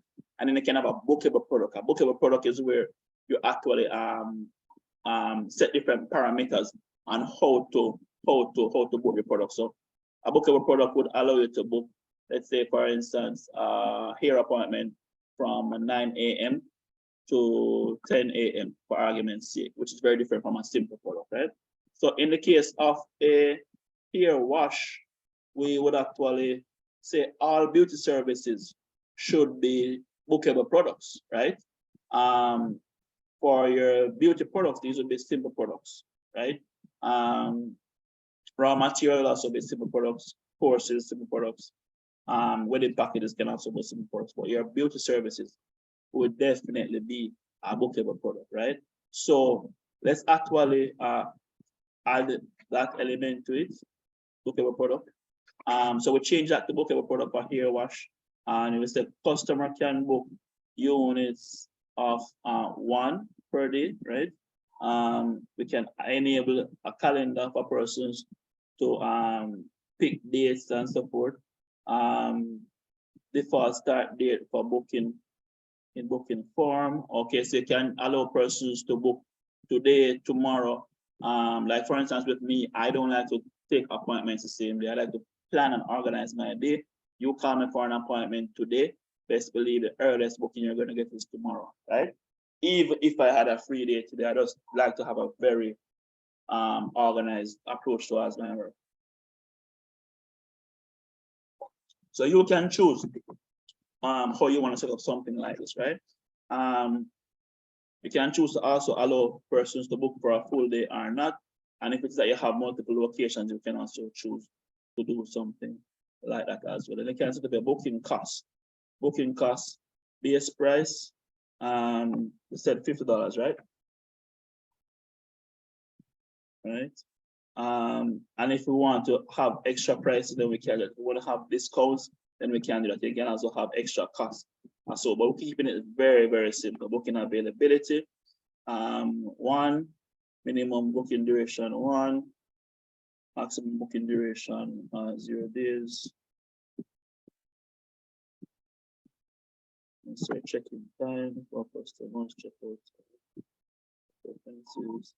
All right, so we're just gonna leave this simple for now. Did I put the cost? Okay, yes, I did put the cost. Booking people. Now, if let's say, for instance, we wanted to book a certain hairstylist or support or a certain number of persons, then we can do that. So as this case here, we can get very complicated with the booking elements of this. And normally, this is an add-on to what we would normally consider as a simple product, right? But since we're already in the booking services, we'll just continue there and finish up and then move on to the other area. So we added hair wash here, and but today we're just gonna add one of each for now, right? So let's go move to beauty products. We're gonna look at our lipstick. So let's add lipstick.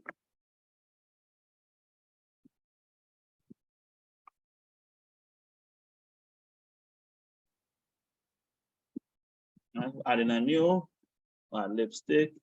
We choose a category and we say beauty products. Oops, where are we? Categories, beauty products.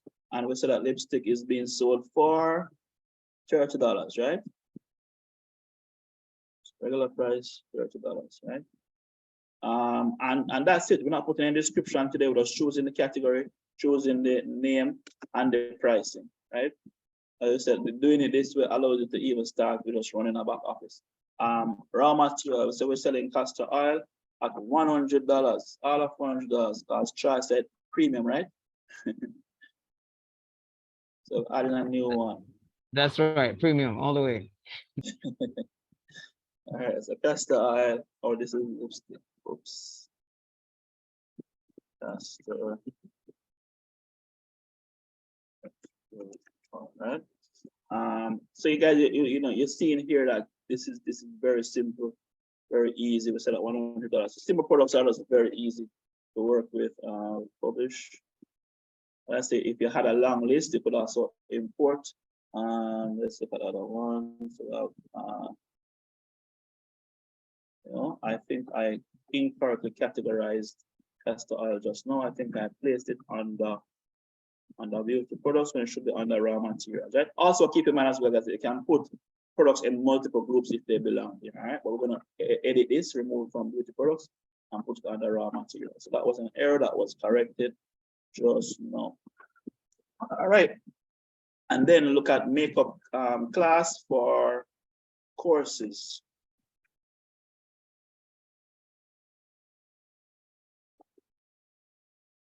Next.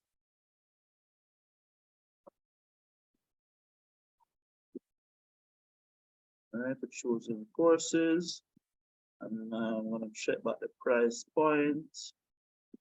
Courses, makeup class, $150. All right, so it's a makeup class, courses $150.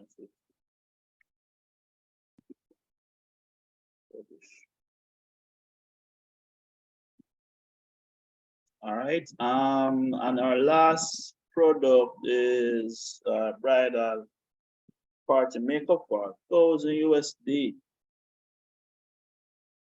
Kim's Beauty is making bank on her wedding packages, yeah?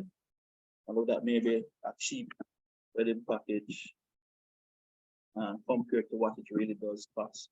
So we're going on the wedding packages. I would say what? We said $1,000, right?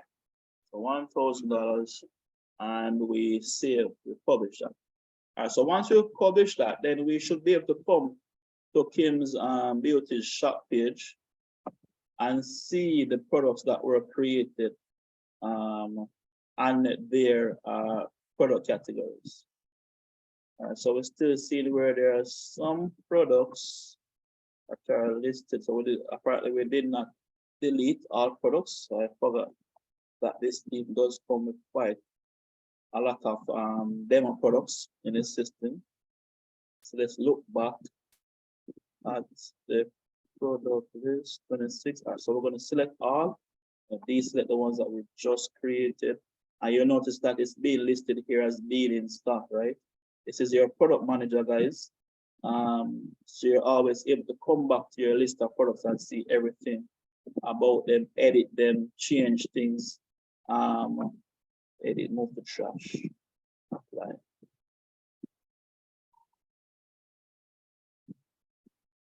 All right, let's refresh them.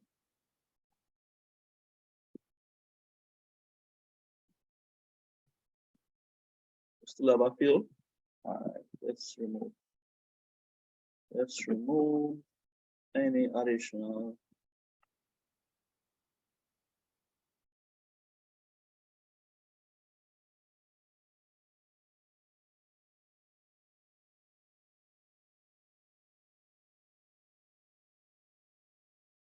Let's refresh again.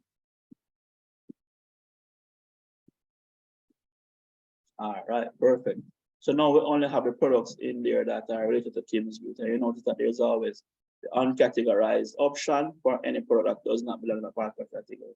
So right away, guys, we have started to build out our product catalog. And this is where e-commerce starts for me. You have a shop page, you have some products. You know, this is not ready to interface with John public, the public at large. However, if somebody comes to you today and says, Kim, I want to buy a lipstick from you, you can easily now come to the back end of your website, the WooCommerce. As I said, this is the WordPress/WooCommerce platform. You come to orders and you come here and you create your order, right? Whether or not you have the customer set up as data, you come and click add order. And you can say, all right, this person is a guest, right? Or you could put in their name. Let's say, for instance, let's see if my name is in the system as a customer, no? Okay, so here we choose one customer, right? And if the customer had saved, when they had signed up, if they had saved their billing and shipping address, it would easily come here and click load billing address or load shipping address, and it would automatically populate that information in the system for that particular customer. And then you can come now and add an item to that particular person's account. So come and add product, and we said that we're doing what, lipstick. All right, so we find lipstick and we click add, right? And this again is just using the back end. So I'm showing you guys how to start using an e-commerce interface without even making it ready for the public. So whether you are at the ideation phase, whether you are at the website setup phase, or otherwise, you are actually able to start you know, using a platform like this to be able to activate. And if you need to edit your order, you can come and edit and change anything. You can save, you can add fees, you can add shipping here as well. So if you know whatever your shipping rates are, you can go in there and add them. But again, for today, we're just keeping it simple to show you an example of how that looks, right? Mr. Campbell, yes. Which one do you find is better, WooCommerce or Shopify? I personally have done all of my work on WooCommerce. I have interacted with Shopify in bite sizes, to be honest. There are a few customers who have come to the Shopify based websites, and we said, all right, let's try this for a period. But I've never really gone deep into Shopify. So honestly, my perspective is going to be skewed towards WooCommerce. What I will say, Shopify does try to simplify and make some things easy. I think their value proposition is easily building an e-commerce website, which is a good thing. My issue with Shopify is that it just does not integrate well into our Caribbean ecosystem. So it provides great value, but to me, it's fairly useless if I can't integrate it properly within my ecosystem. So I can't find a local bank that supports direct integration of Shopify very easily in Jamaica. If I was in the US, that would be a no-brainer. If I was in Canada, no-brainer. If I was in the UK, no-brainer. But in the Caribbean, there's that challenge. Also, again, for me, WordPress provides over 50,000 plugins based on my last check on the total number of plugins that are available for WordPress, which means that there's almost a solution for everything, right? Integratability is very easy. WordPress is also being used for much larger scale operations. So you'll find that when you really want to get complicated with the business processes, WordPress may be easier to adapt than other platforms. So Shopify is a great tool. It's a great solution. I'm not downplaying its significance and its relevance. However, my issue is integratability into our ecosystem that we are operating. Okay, thank you.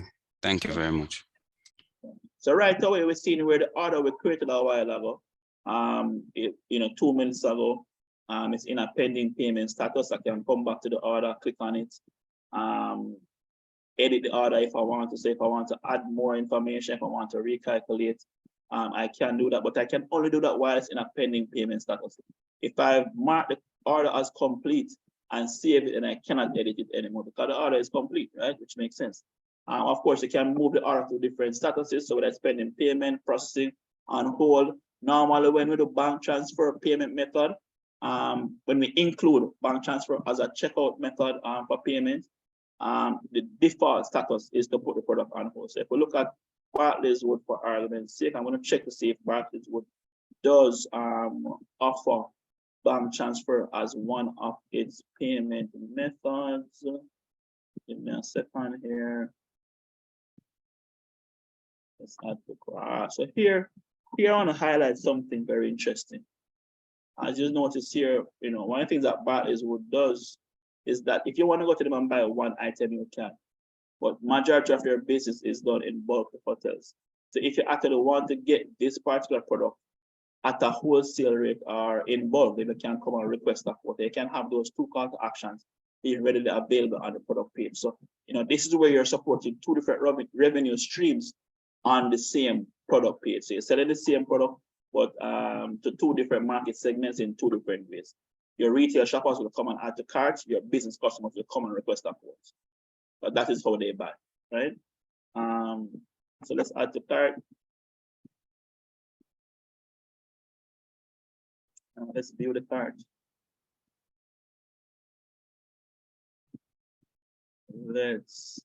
All right, so this is where at the point of checking out, you can select all the different shipping options. So whether you want to have a certain flat rate delivery or you want to pick up in factory, these are things that they support, right? But let's proceed to check out.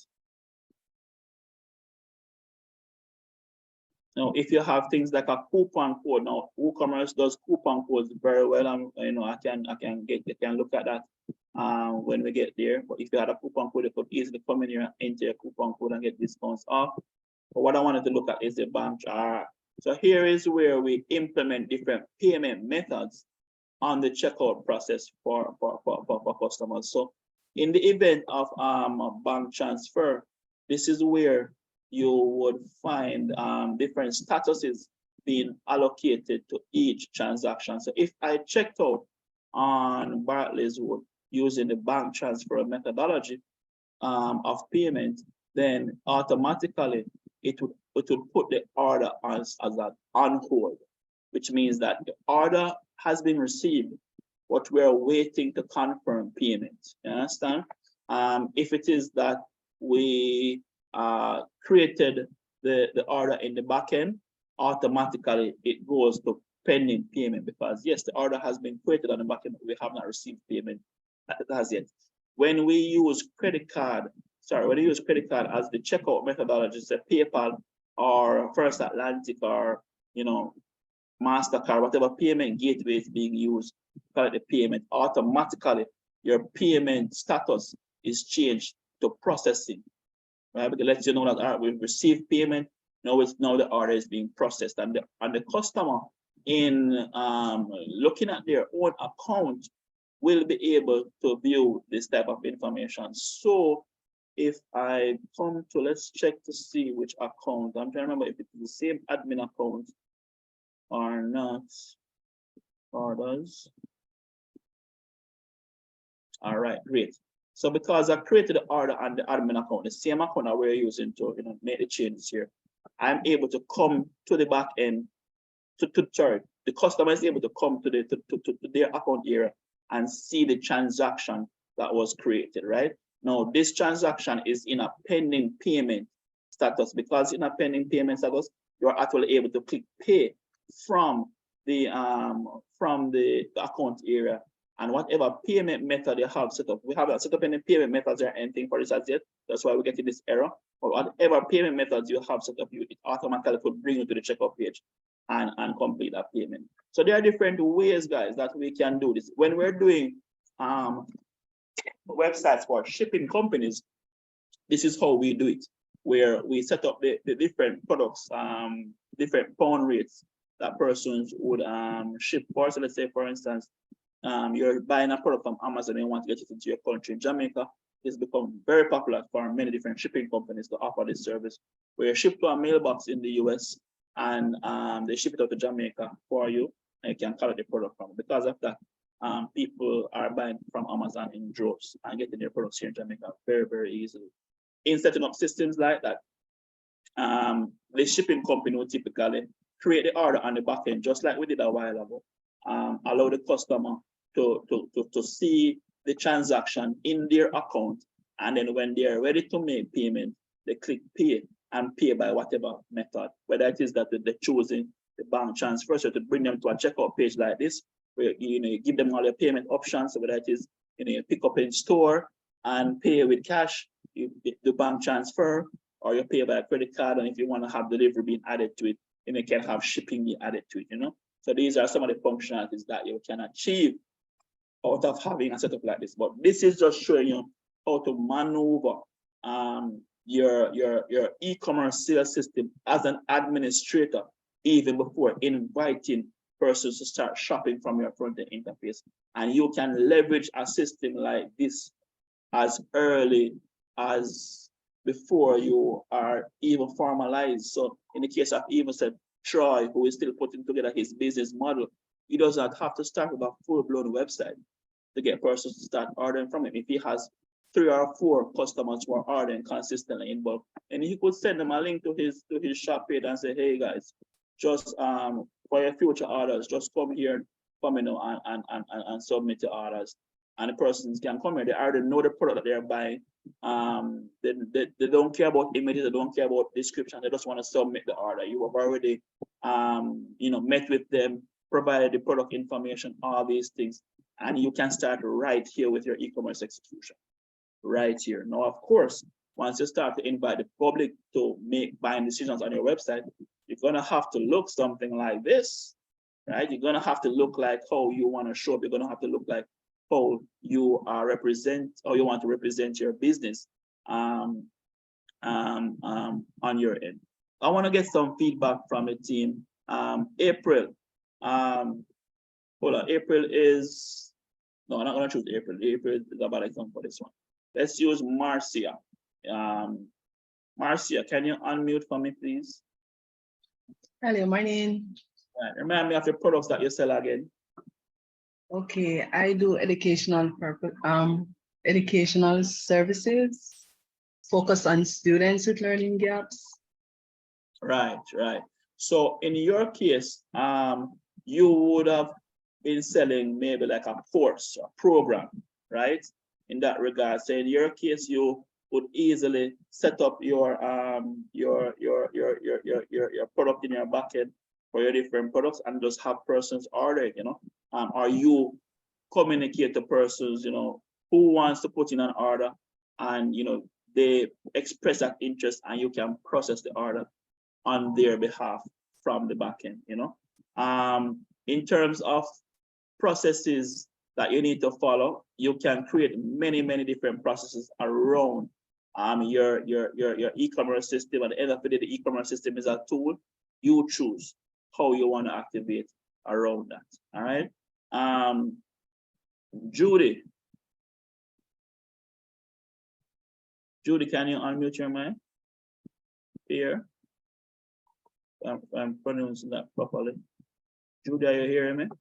Seeing something in the chat. Yes, you're not able to unmute your mic. I don't want it in the chat. I want to hear your voice. Okay, having some other issues. All right, Rosette, let's hear from you. Remind me of the product that you sell again. Hi, good morning. I sell handmade products like bags, clutches, and tote bags, along with fabric necklaces, clay, hand painted souvenir bags, and handmade soaps. Right. So you would be in line with what Rev Jewelry does, right? You know, similar type of similar area, right? Remind me, you don't have a website as yet, correct? No, I don't. Right. But you could see yourself using something like this, as something as simple as this in the back end to get started, correct?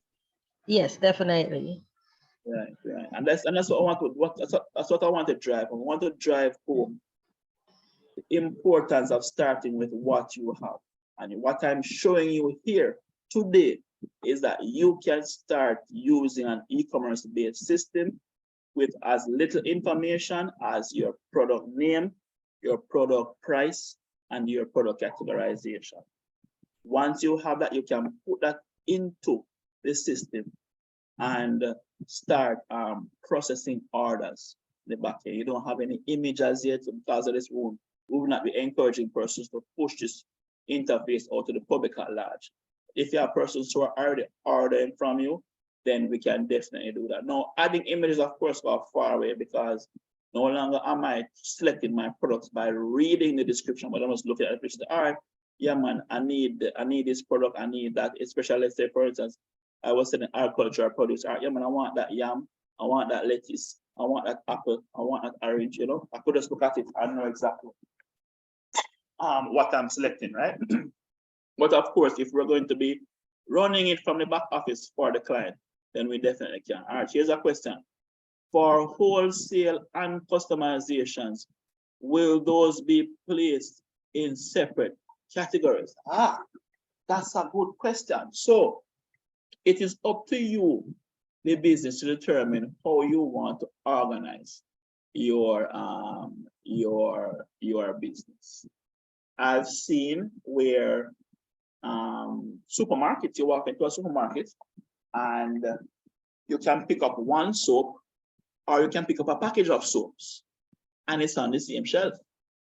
I would say that, you know, the package of soaps are kind of sold in a wholesale manner where you're buying not one or two or three, but you may be buying a package of 12 or a package of 24, but it's on the very same shelf. So you could literally have the wholesale and the retail products in the same product categories, similar to what we saw here with Bartley's Wood on that particular page where she had her retail product and also her wholesale product for a business where you can add to cart or you can request a quote. You notice here. So this is a good example of that. Is the retail and wholesaling being happening on the same page, right? She could have also chosen to put a drop down that says, all right, I want to buy 10 of this item and give you the price for 10. I want to buy 20, I want to buy 50, I want to buy 100, and it gives you that pricing. So I would not separate it unless it is that you want to have a wholesale section for your business, meaning that you want to position your business as a business that sells product, retail and wholesale, and you want to market both areas of your business to two different market segments. That's the only reason I see for separating them from a branding, from a positioning perspective, from a communication perspective. In this way that we're seeing with the Fire is wood, they are saying, hey, we sell this product. We sell products, you can get them sometimes in retail and also wholesale, right? If it is that you separate them, then you may say, all right, we have these set of products that are done in retail and we have these other set of products that are done in wholesale. And what we will do is that you create product categories same way. So what you'll do in that case is that you would create two parent categories, one called retail, one called wholesale. For the subcategories that you sell retail, you put them under retail. For the subcategories that you sell wholesale, you put them under wholesale. Another question, affiliate. Example, some barbers purchase wholesale to retail them. Yes, some persons do purchase products wholesale and retail. So small stores, small shops tend to go to the wholesale, and that's the hierarchy in product sales, really. You have the manufacturer, distributor, and the wholesaler and the retailer, right? In the case of the retailer always buys from somewhere cheaper who sells in bulk. So whether they buy directly from the distributor or from a wholesaler who is offering at a reasonable price point. So that is normal way of operating. And you can, as I say, you can separate as a manufacturer, you can separate your products and group them based on how you intend to sell them. Because you have some products now where just to process the let's say for instance I'm selling pencils, right? I don't know, I would never sell pencils, pens, razors, these very cheap items one by one. I could not do it because time that it takes process one order alone, I've lost, so I would sell, items like that, in a wholesale, but it really comes down to the strategy of the business and how they want to execute. All right. Any more questions around the sales model, how we're looking to activate it, how we're categorizing, how we're organizing ourselves to sell based on this demonstration just now with the different products that Kim's Beauty has to offer. Any questions from track 2 as we're winding down towards the end of today's 1 hour? Any questions? Kathy, Rosette, April, Caribbean Goodies, Marcia. When creating a bundle, what factors do you take in place around choosing the products for the bundle and making the bundle make sense, because you can group products, but to group them together in a way where the client would see it would solve the problem for the client, and in a way that they would be okay spending that money on the bundle. So just how do you create a bundle? All right. So first and foremost, creating a bundle for the client's need comes down to understanding the client's need in the first place, right?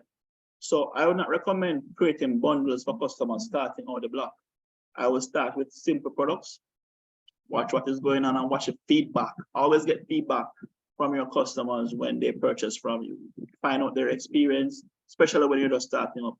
Find out their experience, find out what they like, what they did not like, and so forth. Find out also what more would they want. Now, when it comes to bundling products, what you do here from a technical perspective is to create these products. So let's say, for instance, I could have bundled lipstick with a hair service, so I could bundle products with a hair service. All right, if you purchase a hair wash and hairstyle, I'll also throw in a lipstick for this price, right? Why? Because persons who normally style their hair may also wash at the same time. Just throwing that out. I'm not sure if that's the case for females. Females can tell you yes or no. But let's say, for instance, in the case of Kim's Beauty, somebody who washes their hair normally, the next thing that they want to do is, have that dried and style. We know some people don't wash and cream at the same time because apparently it's that thing, where you have to allow, for there to be some hair stuff in there so it doesn't burn or anything like that. Anyway, so there are things that you don't do and things that you do. And I say this to say that it comes down to knowing your customer. So understanding what the customer wants, what value to provide, also what is complementary to each other, what supports each other, will help you to make that buying decision. But let me ask you, what are some of the products that you sell, different types of products that you sell? Well, so on the Caribbean Goodies, we are an online retailer of Caribbean goods. So right now we are launching products in the food and beverage category, but we go as far as but we have the ability to diversify, but we're in food and beverage at the moment. So for instance, we sell in that market, we have sauces, and we're launching some variations of Irish moss products. So we will be launching the gel, the raw wild crafted sea moss, and then we're going into also producing gummies. So those are what we're currently working on.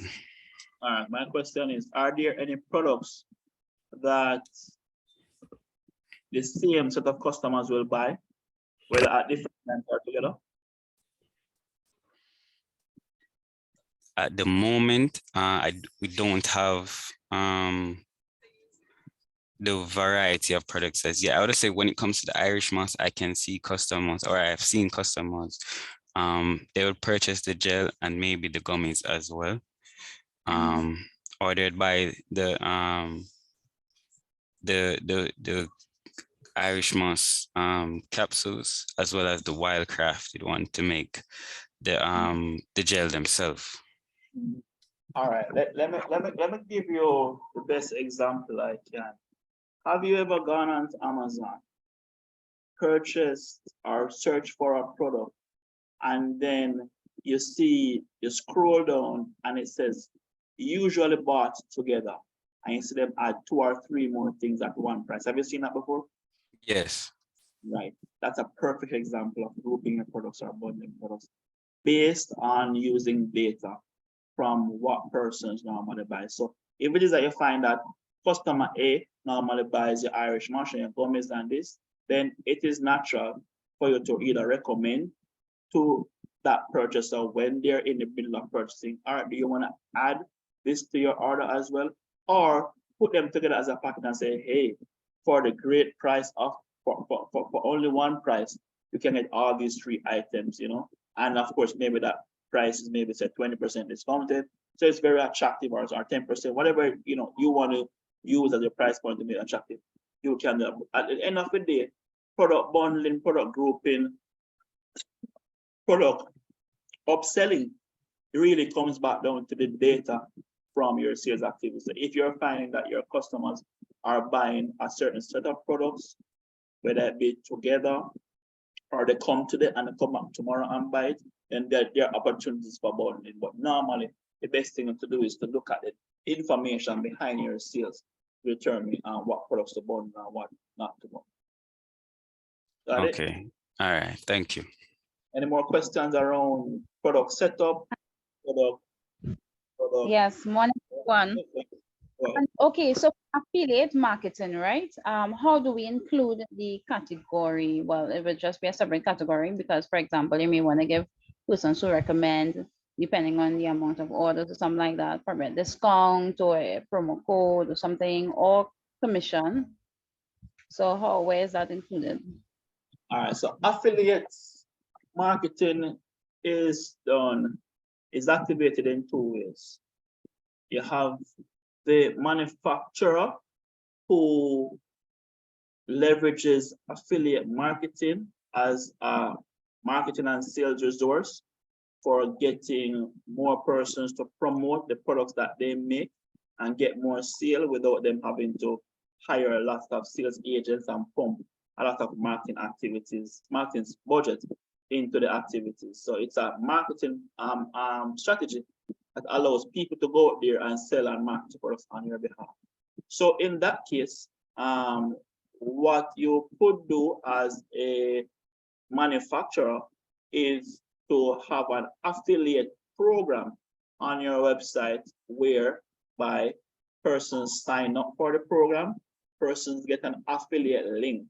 And normally that affiliate link is a version of your website under that person's management. You get me? They share that link to their prospective buyers. Persons buy, the orders come straight to you, and when the order comes straight to you, you then process the order and send to the end customer, and the affiliate earns a commission from promoting and selling that product. Right? That's one option as a manufacturer. Then there's the option as the seller or the person who signed up to become an affiliate, where they can actually create what they call an affiliate site, where they create their own website, put in the same products that they're selling the person on behalf of, and they promote that website as their own. And when the orders come through, again, the same thing, they get their commission and activate. So that's really the way how persons normally use affiliate marketing to support their website sales. It's not a different product categorization per se, but more so a marketing strategy to get individuals to promote and sell their products to the public. Was that clear?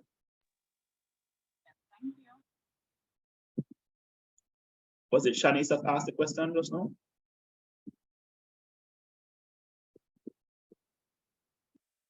Shanice, were you the one who asked the question just now? No, that was April. That was April. Okay. Any other questions before we jump over to lead generation? All right, the marketing component. All right. Thanks for your question, guys. I hope this was an eye-opener to how simple and easy we can get up and running with e-commerce. Again, as I said, we're taking this particular type of action or this path. You don't need to be registered as a business. You don't have to have a payment gateway in place. All you need to do is access a platform like this, set up your products, start selling them, and you're able to start at least having a systematic way of processing orders and so forth. Now, the last thing, just before I jump, I want to touch on is what's the true benefit for doing something like this? If you can't allow the customer to purchase from the front end, would be your ability to do things like running reports, even doing coupon codes. I think I clicked on something accidentally there. Right, coming back to e-commerce reports, right? So you're able to actually view reports of all sales, all your stock levels. So you could see here that you would have had sales, within the last year, month. Now, because the order that was created was actually pending payment, it has not marked that sale as complete as yet. So you will not see it pop up as yet under your reports. But maybe in our next class we'll mark it and we'll look back at this. But you're able to see, as I said, your reports for sales based on a period of time. You will also be able to view sales by product, sales by category. If you're using coupons by date, if you're selling a digital asset that can be downloaded, you'll be able to see how many customer downloads were executed. You'll also be able to see total number of customers that you have serviced within the same period. You'll also be able to manage your stock levels and see how much stock was depleted within a part area, what products are out of stock, most stocked item, what's in low stock, and you set your low stock thresholds and so forth. So you're able to use a system like this to manage the back end of your business. And this is the benefit of starting up in this manner. Have a systematic way of selling your products, managing your business, and just stay on top of your game. And then this system can be expanded. So you're not wasting time when you invest time or monies into getting something that is set up, because you are able to expand now into building out a full-blown website as your cash becomes available to reinvest in the business. All right. So I want to drive that home, guys, and I want to emphasize how important it is to start from this point. This is the starting point for every single website that we build before we even start looking at landing pages, beautifying, adding images. Everything starts with sending me your product price list. That's all. The first question I will ask: do you have a product price list? Properly categorized? Do you have proper descriptions? Do you have proper images? Let us start there. Once you start there and you start to build out your version of what your online store looks like, it becomes very clear and easy how to sell what you are selling. That is also the reason why we do it this way. We look at first what it is that you're selling, then we look at how do we position this for sale through the landing pages and so forth. So that's the process that we go through. And that's what I mean by taking an MVP approach. What's your minimum that you need to get up on to start using platforms that is to start participating in e-commerce? And this is where the approach starts. All right. I hope that was very clear to you guys, and I hope you found that information very useful. All right. Yes. Mr. Kim, I just want to confirm. So the MVP, that's the minimum viable product? Yes, that's what MVP means. All right, thank you. And general represents your starting point as well. Judy, you were going to say something?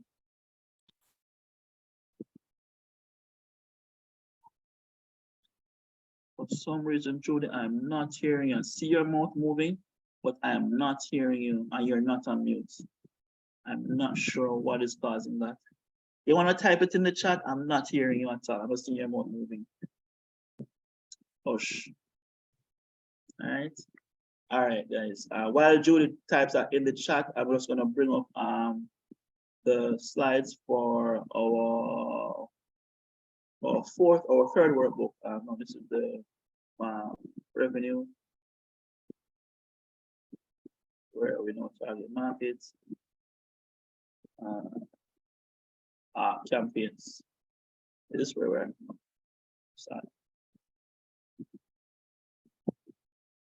Here we are, campaign. All right, so for track 3, April, we're still waiting on that that message from you, so we're looking out for it. All right, so let's type it in the chat and we'll adjust it since your audio is giving some trouble. All right, so for track 3, we're going to ask all the persons who are in track 3 just put up their hands. Right now, please, Gilbert, can you just call the names of persons who are in track 3 so that they know who they are? We'll ask them to just put up their hands, please. Okay, on it. I know that we So give some track 3, we have Figueroa, Chanela Figueroa, Edmond, Jamie Perez, Joel Moniquette, Ajani Prince, Lana Atanazi, I'm hoping I pronounced that right, Roland, Theophilia, Johnny showed up 2 times, Natasha Bascom, Avian Oliver. Oh, hold on, sorry. For the persons who are in track 2, I'm going to ask you to put down your hands first so we don't confuse you with track 3. Thank you very much. All right, so we have Catherine, we have Judy's in track 3 as well, I said, right? Gilbert? No, I don't have a Judy. I have Edmund, I have Chanela, I had Jamie, Joel, Ajani, Lana, Roland, Theophilia, Natasha, Avian, and Roxanne. So it's Chanela, it's Catherine, it's Edmund. All right, good. We have 3 so far. Where are the rest? Where are the rest? Is Jamie in? I'm not sure I saw Jamie earlier, didn't I? I'm not sure I saw Jamie in earlier. All right. Right here. You are here. Please put up that hand for me, please. So we have it up top. Again, all the persons for track three, please just put up your hands so you're placed at the top of our screens. All right, thank you very much. All right, so for track three now, what this is these are the persons who are more advanced in your e-commerce setup. They have some type of e-commerce representation on our website that they can engage customers through. And we now need to look at how it is that we promote this website to our customer base, right? And again, we're going to use the example of Kim's Beauty to help to put some context for everybody. But again, we want to hear the questions. We want to hear the issues that you guys are facing where promotion is concerned as we are going through. All right. As I mentioned to the team last week, that I'm going to challenge the persons in this cohort to let's come up with a promotion and work on it together for this period.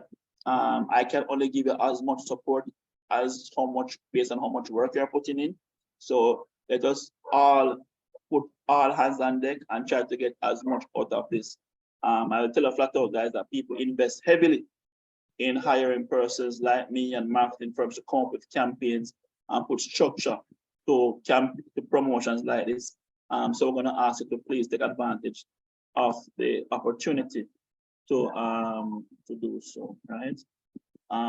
So just checking back with the chat to see if we have any questions in the chat. No questions. Okay, someone's already asked. Okay, all right, cool. All right, so promoting online.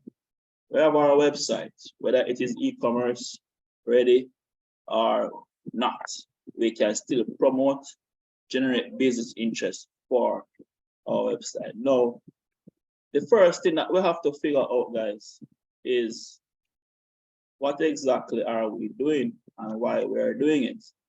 So we're going to come up with a campaign. In the case of Kim's Beauty is bringing her business to market. At this point in time, Kim's Beauty's focus is on getting the name Kim's Beauty out there and building the brand in the public sphere so that people can know what they're coming to her for, right? So let's call this Kim's Beauty's business launch,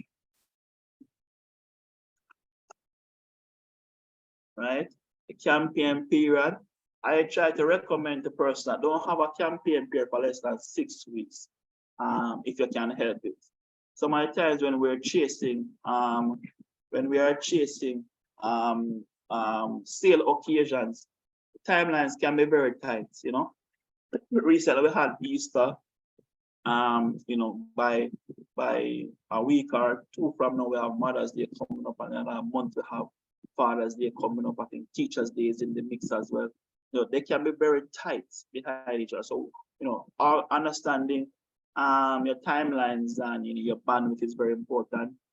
Best thing is to plan ahead when you're doing your campaigns. Try to plan your campaigns a quarter ahead so that you are always leaving a buffer. So while you're executing one, you're planning one, right? So you always have that flow going on. In the case of Kim's Beauty, we're going to run this campaigns for maybe 3 months, because we want to get the word out and to as much people as much as is possible and as many times as possible. Where campaigns are concerned, guys, it's not that we don't want to tell one person one time. We want to tell one person as many times as possible, but we want to reach as many people as possible. Repetition is important in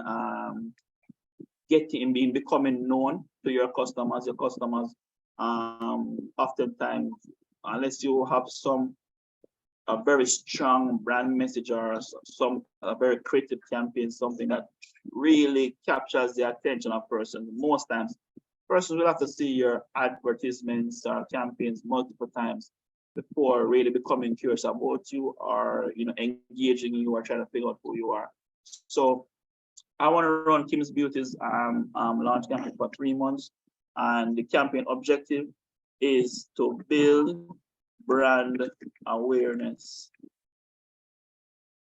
about Kim's Beauty. All right. Campaign details is that we are going to promote the availability of Kim's. Oh, sorry. We're going to promote the Kim's Beauty brand name, and we're also going to promote the product categories of Kim's Beauty. Why are we doing this? Because at the end of the day, we want to start building the brand around Kim's Beauty, what she should be known for, but we also want to let people know what they can get from Kim's Beauty. So, you know, while we're building the name, we're also letting persons, we're positioning the products as well. Jamie, I want to start with you. I remember you were on the call last week, and you're one of the persons who I gave this challenge to. So let's come up with a campaign that we can execute over the next, at least starting the campaign within the next few weeks. Did you come up with a campaign idea or approach that you would want to execute? Let me hear. Currently, we are launching one of our services for the company. It's a health subscription, a monthly subscription for like a family of, and we have different categories: family of 5, family of 6, family of 7. So with that, it's like a live campaign, I guess you want to say. So that's what we're doing right now. We're starting our marketing for that particular service.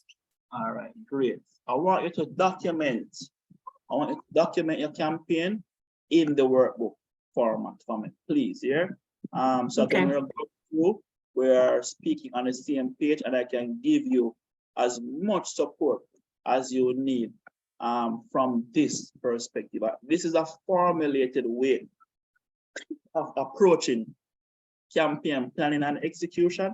And we want to ensure that you guys leave with that formula, especially at your level, because at the end of the day, you know, guys, you are at the point where everybody wants to get to. You build a website, you integrate your payment gateways, you know, you do a lot of groundwork to promote your products and services. You don't build a website because you want to just make the business look pretty, you know. You build a website because you want to get customers in. And you want to be able to land your digital promotions and campaigns in a manner that, you know, will be successful. And, you know, having a properly executed website that represents the brand, the first step to do is so. But having the campaign structured and to fulfill that purpose is very important. So I want you to fill out your campaign in this regard. Your campaign objective is what? Is it a sales campaign? Yes, it's a campaign to get people on board for the subscription. All right. So in your campaign, you're going to call the campaign your subscription campaign for, you can name it whatever you want to name it. How long are you going to run the campaign for? Well, I believe that's going to be our main. So maybe up to 6 months or so that we need, and constantly after that. That's our main product that we want to promote. Okay. Beautiful. And at this point in time, I want to highlight something as well, guys, that there is nothing wrong with running a campaign that is going on for even a year.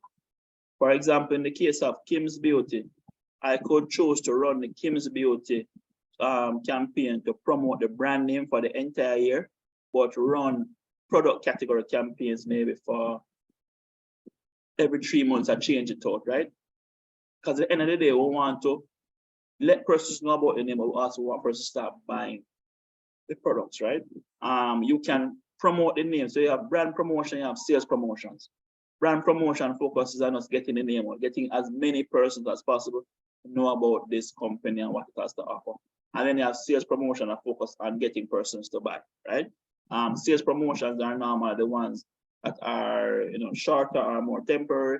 Brand campaigns, oftentimes, you know, They just change out maybe the marketing content, but it's always running. I use the example of KFC as a good example for this.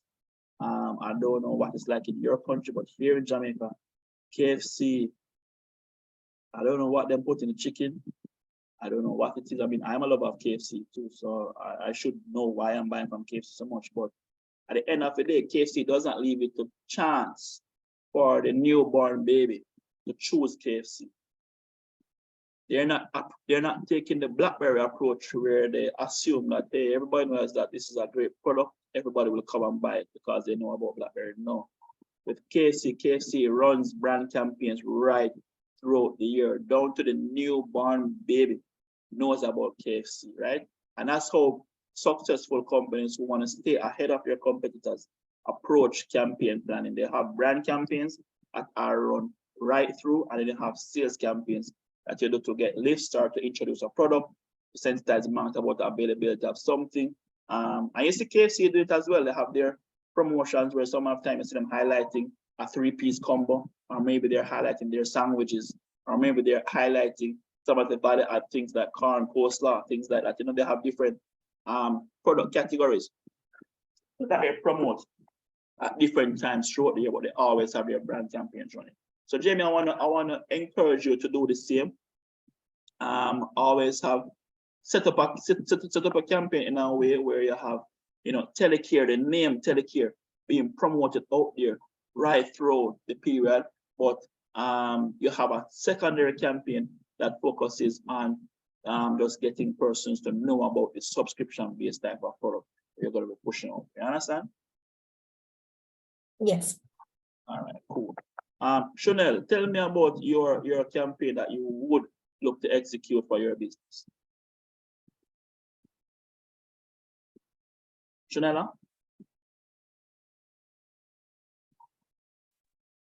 Hi, morning, afternoon. You hear me? Yeah, man, I'm hearing it clearly. Okay, yeah. So mine would look something similar to what you did for Kim. I'm actually writing it down right now with a little more detail because I feel like something like this would help build awareness for my business, my brand.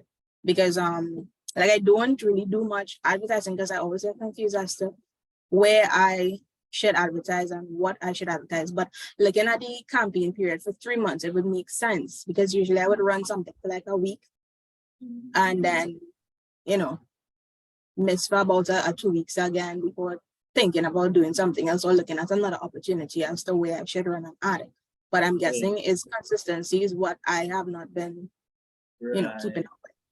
Right. And it's harder. It's a lot more work to run shorter campaigns because again, you're gonna have to be coming up with these ideas. You're gonna have to create in the marketing collateral, whether it's just a simple graphic, you're gonna have to get it done. You're gonna have to pay for it. You're gonna have to come up with these digital captions. Exactly. That's part of the problem because now I'm thinking, oh gosh, I have to put time into creating that file on Canva or something, and it's like it just gets overwhelming. Right. So you can do a brand promotion. Right. So you could do a brand promotion and focusing on getting the brand out over a period of time. And what you do as well, if you want to get more out of the brand promotion, like, you know, all right, cool, you want to let persons know about the business, but you want to get some leads, you want to get some business. You can have like a pop-up on the website or on the landing page that you're landing persons to drive them to a particular area of your website. You understand? If there's something that you want to prioritize persons, or if there's something that you think will catch a person's interest automatically, then you can execute an on-site campaign to support your brand campaign. So when persons land on the website, you can say, all right, somebody lands on my website and they spend 30 seconds or even 40 seconds, maybe they're a potential customer because they're actually looking at the website. You understand? You could have a pop-up that says, hey, get 10% off on your first purchase, or join our mailing list for this type of information or this value, or come over here for something. You understand? You can come up with an offer. And again, you just keep that running for the same 3 months, for the same period the campaign is running. But I encourage persons to run, you know, longer campaign, not campaigns that last a week or 2 weeks, minimum 6 weeks, minimum 6 weeks. You need enough time for there to be repetition. You need enough time as well to get data out of the campaigns, right? Where that is concerned. In terms of So in terms of Shunala, in terms of your business, you use it to promote the brand. That's what you're saying, right? Yeah. Okay, not necessarily a particular product, but just to get the brand name out here somewhere. Yeah, just to get it out. And the issue, as I mentioned before, was I would use Instagram, Facebook ads, but then I get confused as to, okay, am I meeting my target audience on these pages? Because, you know, people would see and they would like and stuff, but are they really my target? So I started looking for like areas. For example, we have this company called Online Ads TT in Trinidad and Tobago here, where they have I think thousands of email addresses. So they do direct email advertisements. So I was thinking, okay, maybe I should do something with them as opposed to Instagram, because their email listing would have my customers then. This is within that price range and stuff like that. So that was one of the price to access that list. Is it cost effective enough for you to constantly engage persons weekly through that email list for the next 3 months? Is it cost effective?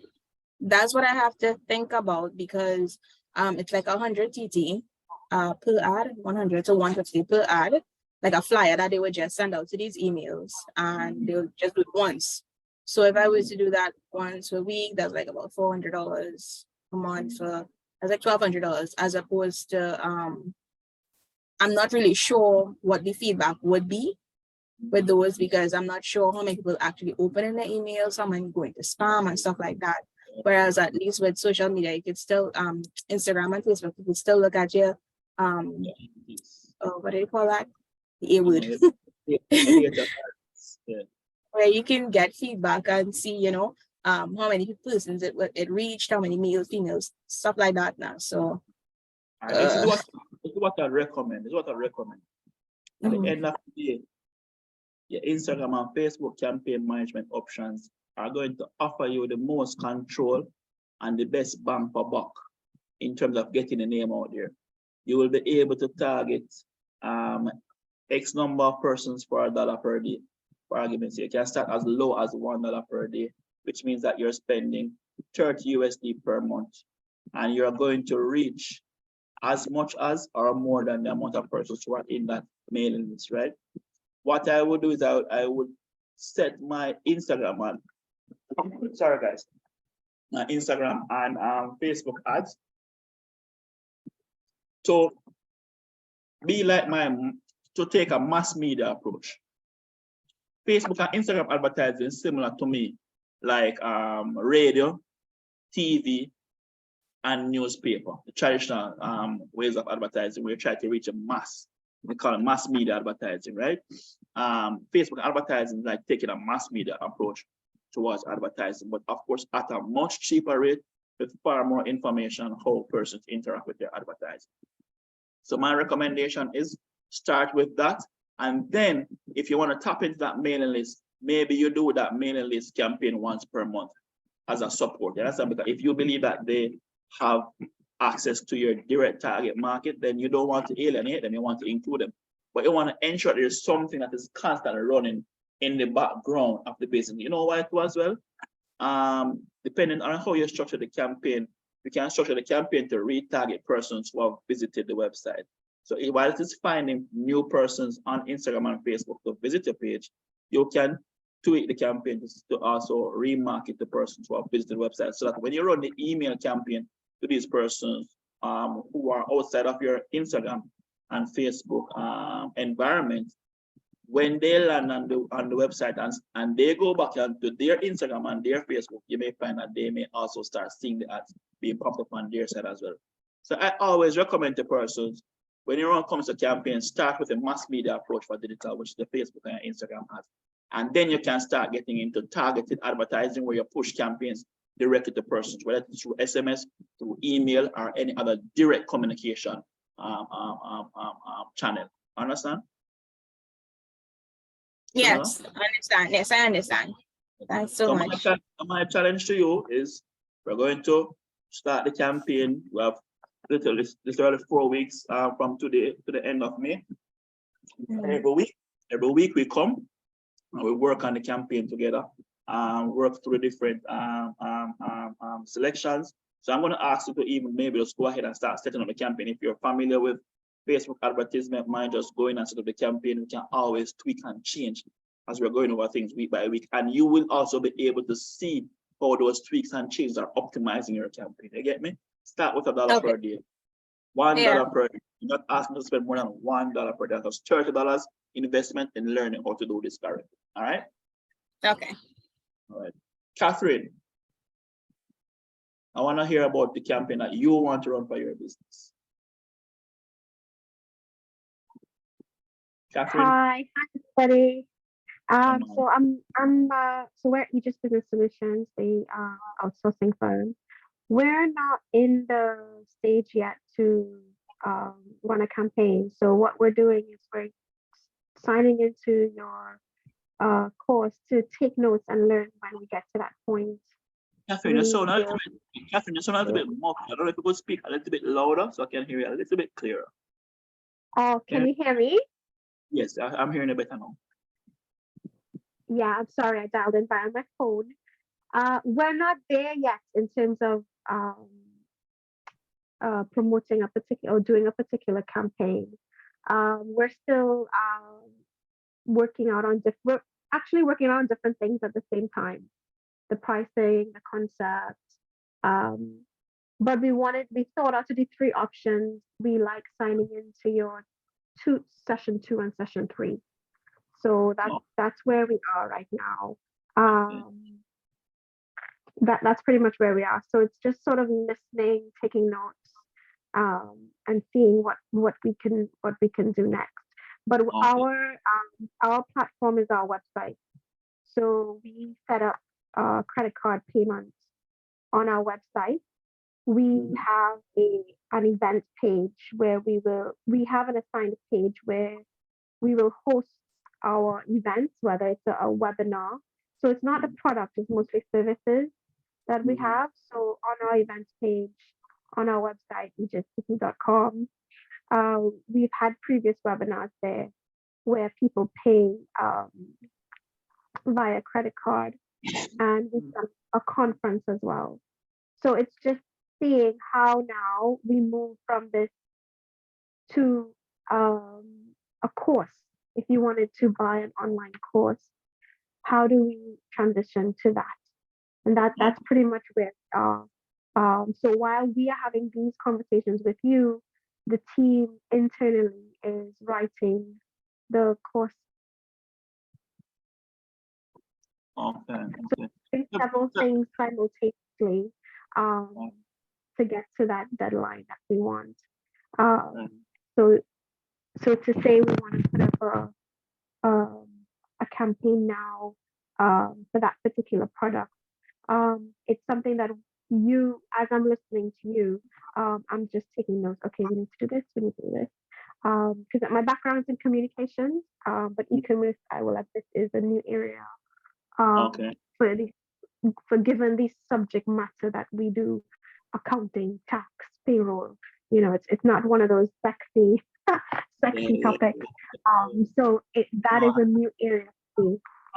So that's pretty much how do we attract, like the previous person, the right people who are interested in, you know, tax and payroll for their business. That's pretty much the and it's a very tight niche market in the Caribbean space. But yeah, so I signed on actually to your first one today, and I'm just listening through in case I missed anything. So if it's okay, I can still sign on to the second and third part going forward. Yeah, man, you can sign. Listen, it's one meeting link. What we do, we just segment the meeting into blocks. And if you want to sit in on all 3, you can sit in on all 3 and benefit from the information that's shared across all 3. You said that your core is outsourcing. That's the core of your offering. Core offering is business outsourcing. So pretty much we work with a lot of sole traders who don't want to do the back office stuff. We do it for them. Do their accounting, their tax, their payroll, so that they could focus on their sales, which is exactly what you're talking about. So Right. we manage all the boring stuff so that Right. they could focus on the e-commerce stuff or the sales stuff. So now we are getting into their space. Okay, well, how do we get in on the e-commerce stuff, but except our core product is payroll advice, for example, or how to do your payroll as a sole trader, something like that. You might just notice people can't pay for a physical course, it's probably out of their budget, but they could probably pay for an online course that is catered to their specific side Right. business and based in the Caribbean. So we will cater a course, Caribbean sole trader, payroll, what you need to know, something like that, for example. All right. So Question. within one service idea and material and going through your accelerator for that one service. So we're taking it very small and tight. Right. And you're choosing accounting as that service. No, the service we chose is compliance training. It's again not sexy. So basically, a lot of companies need to do annual compliance every year, and they have to train their staff every year.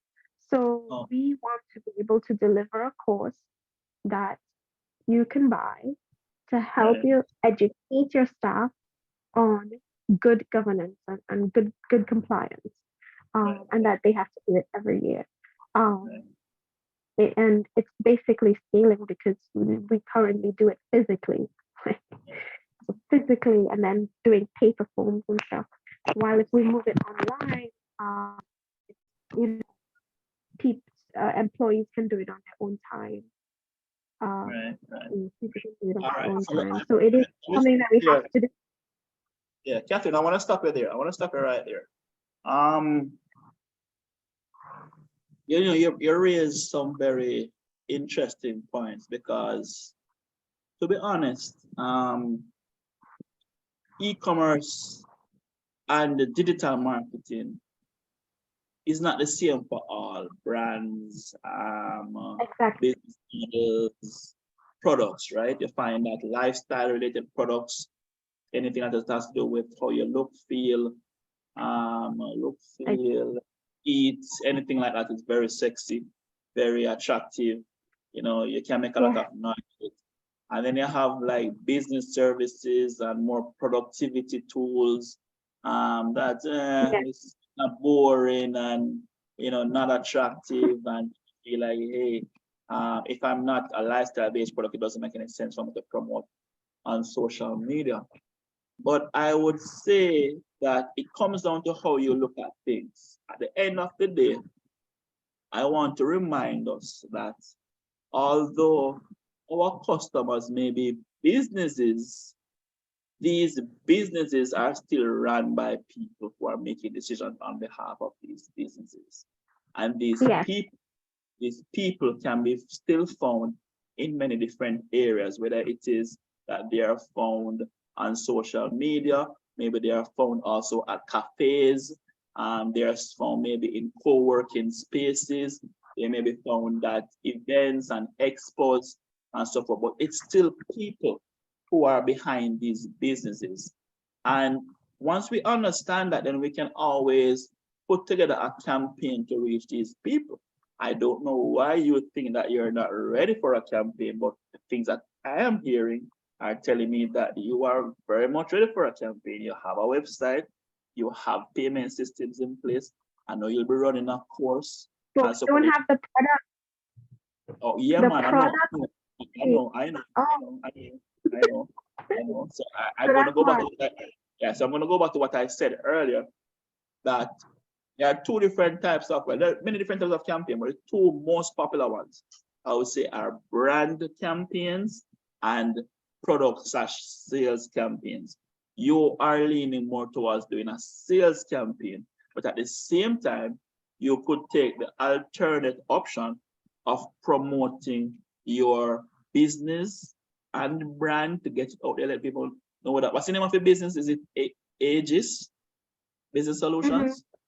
Right. Yes. So you could run a campaign to get the name Aegis Business Solutions out there to as many people as possible let them know that these are things that you have to offer, and also let them know what is coming, so that when it comes, you will know have a captive audience of persons who you already told that this is coming. You understand? So keep in mind as I well. guess I didn't think of it. I guess when we signed on to this project, we only thought of that one product that we're going to focus on. So we didn't really say, okay, well, in the meantime, maybe something else. Remember, still at the same time, people need to know who they're buying the product from. You get me? Yes. So there's an Yes. importance behind letting people know about the business name, the brand name, getting that brand out there. So that when the product becomes available, you'll say, oh yes, man, I heard about this brand. I saw an advertisement with them before. I'm gonna check them out. I'm gonna give you some examples. Even in my own experience, right? I launched an e-commerce course in during COVID to help persons to understand. I'm getting some feedback from somebody whose mic is unmuted. Gilbert, can I help you find that person unmuted? Is it Shanice? Yeah, I think that is gone. All right, great. Right. So what? Going back to my example. So I'm kind of in a very similar space as you, maybe a little bit more sexy than yours because it's tech and more people need what I have to offer. But at the same time, it's still within the business service realm. And I will tell you, when we run ads on social media, oftentimes I don't pay too much attention to responding to comments or even the chat, to be honest, because majority of the persons who see what I have to sell online and inquire about it through chat, oftentimes maybe can't afford it, to be honest. So I don't really pay too much attention to it. But I am fully aware that the persons who my target companies employ are on social media. So what I did was that I had this course that I created. I wasn't sure whether or not I wanted to sell it or I wanted to just give it away for free. And I said, you know what, I'm just going to give it away for free as a way to get my personal name. I'm not talking about my business. I want to promote myself as a consultant, late in the e-commerce general, right? The person who is very good at e-commerce and the person who everybody needs to come to when you're thinking about e-commerce. So I launched this course and I just put it out there as a way to get my name, to build my credibility as somebody who is an expert and an authority within this space, right? I did not care about how many persons liked it, how many persons commented on it, how many persons messaged me about it. I just wanted to know that persons were seeing it. You know what started to happen? What started to happen was that when I started to go into meetings, persons started saying, oh, I saw your ad. I actually signed up for your course. I took your course and I thought the information was very good. And right away I started landing deals at a much faster rate because the brand name is being built out there. So when people are not ready to buy from me, they are ready to associate who I am with what I can do, So that's why it's important to build a brand name. Don't focus only on promoting the product, guys. Remember that the product is sold by somebody and people need to know who that person is, who that entity is. That's why you have to invest in promoting the brand, separate and apart from also promoting the product. So it's okay to start with a brand name. Don't wait until you have a product to start promoting. If the brand name is even catchy enough, you will find that people may even inquire on their own about what it is that you sell. I'm going to want to share another example as well. I've seen here where in Jamaica, there are a lot of accounting service providers who have started to promote their business. What they've been doing is that they offer the accounting services to a lot of entrepreneurs, solo entrepreneurs, persons who will need to get their tax certificates so that they can take advantage of housing grants and preferable interest rates offered by the government. So there's this entity here called the National Housing Trust that gives you up to $7.5 million, JMD, of course, in cash towards buying a house, but you have to have a tax compliance certificate to be able to get that. So you find that a lot of individuals, not only business, but individuals, solo entrepreneurs, are working with tax accountants to get that done. What I see them doing, they're out there running ads about the availability of their service, specifically targeting entrepreneurs, individuals who need tax accounting services. And also what they've done is that they have used their phone and just videoed somebody talking about this, the quality of service that they got from them and how they help them to streamline their taxes and what it meant for them, and getting something like that done and promoting it alone could help to get your business out there. I will tell you as well that honestly, even my participation here in the VEAP program is coming from that same free course that I put out there. It was somebody, a total stranger, who came to me and said, Leighton, I see this opportunity with Caribbean Export, and I believe that you would be a perfect fit for it. And this is out of them. See, this is a total stranger, somebody who I've never interacted with before, somebody I don't even know if the person signed up for my course or not, but they were able to have that association and to make a recommendation out of that recommendation, which is why I'm here today. So I'm saying all of this to say, guys, that you have to focus on building the brand along with building the products. People need to know who they're buying from, because there will be other outsourcing solution providers out there. There will be other accounting solution providers out there, but people are going to choose who they want to work with based on who they know, who they feel comfortable about, who they see making noise out there, who they feel is working as well. All right, Catherine, I want to leave that with you, and I want to challenge you to come with a brand campaign just to get the 80s business. Yeah, thank you. All right. All right. Let me jump in here for a second, Leighton, before we finish up. Sure. Catherine mentioned something that was really, really important, right? She talked about her product is not sexy. And what I find is that a lot of products that we buy are often not sexy. And the way that we shop these days, it's not about something being sexy in the way that it's sold. It's convenient. I don't shop on Amazon because I'm excited to shop on Amazon. I shop there because it's convenient. It makes things a lot easier. I have too many moving parts already to be worrying about something that I'm not really competent at, trying to figure out how to get this product, how to get it to my house, how to do all these things. Amazon make it very easy. If your product, Catherine, eases the stress of somebody else's life, you're not selling accounting services anymore, right? I think I'm sure we spoke about this in the very beginning. You have to start looking at the way your product interact with people. It's not just accounting and taxing services. And you make life you make life significantly easier to navigate with the services you provide. Start looking at your product differently, reshaping how they're perceived, and then that's what you're selling. You're not selling accounting services. No. I'm selling convenience. I'm allowing you to focus on what your core competence is, as you said before. Those are your selling points. But as soon as you start talking about, oh, my tax software, and no, don't do that disservice to yourself or to your business. Take a different perspective on it. All right. Yes, that's exactly what we tell people. We say focus on your core and we do the rest. So that's pretty much our line. Exactly. Yeah. So we take the stress out of everything, pretty much. Yeah. So I think we're on the right lines. I guess we just took the course for that one product, I guess. So I guess I need to go back and say, you know what, maybe we need to look at the export course a bit differently. And not just focus, or maybe we should just go ahead and build a campaign with the company brand, thinking about the online training.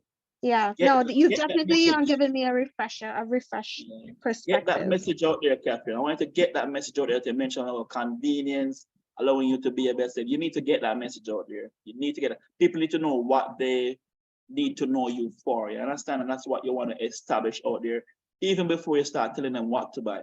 Tell them why they should be choosing you, why they should be considering you, and then you will find that people will come and ask, hey, what do you do? What is it that you do? I've got a lot of business simply because of that. Not because I promoted a product, but because I promoted the end result of what we're doing. What value are we selling to our customers? All right. So I want to leave you with that. All right, so I know we spoke to Jamie, Shunella, Catherine, Caribbean Goodies, and Natasha. Bascom. All right, Natasha, let me ask Natasha first. Natasha, what kind of campaign would you want to run for your business? Remind us of your business name, what you sell. Just give me a quick idea as to the type of campaign that you'd want to run for your business.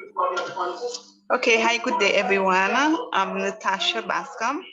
I'm from St. Lucia. The kind of campaign I want to run is to market my product. It's a cheesecake product. It's a snack.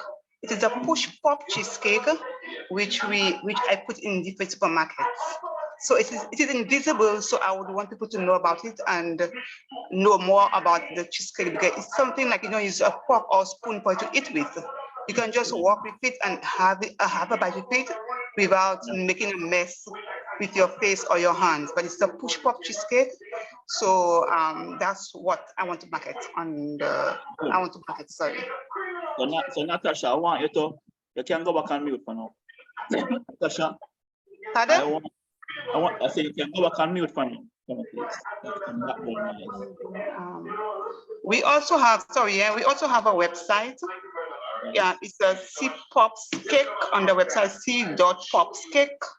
So if you go on the website, you can see it. So as I told you, it's invisible, and then I would love the Caribbean people and other people to know about the cheesecake. Right. All right, so Natasha, what I'm going to ask you to do for me. So the same page on your workbook, page number 5.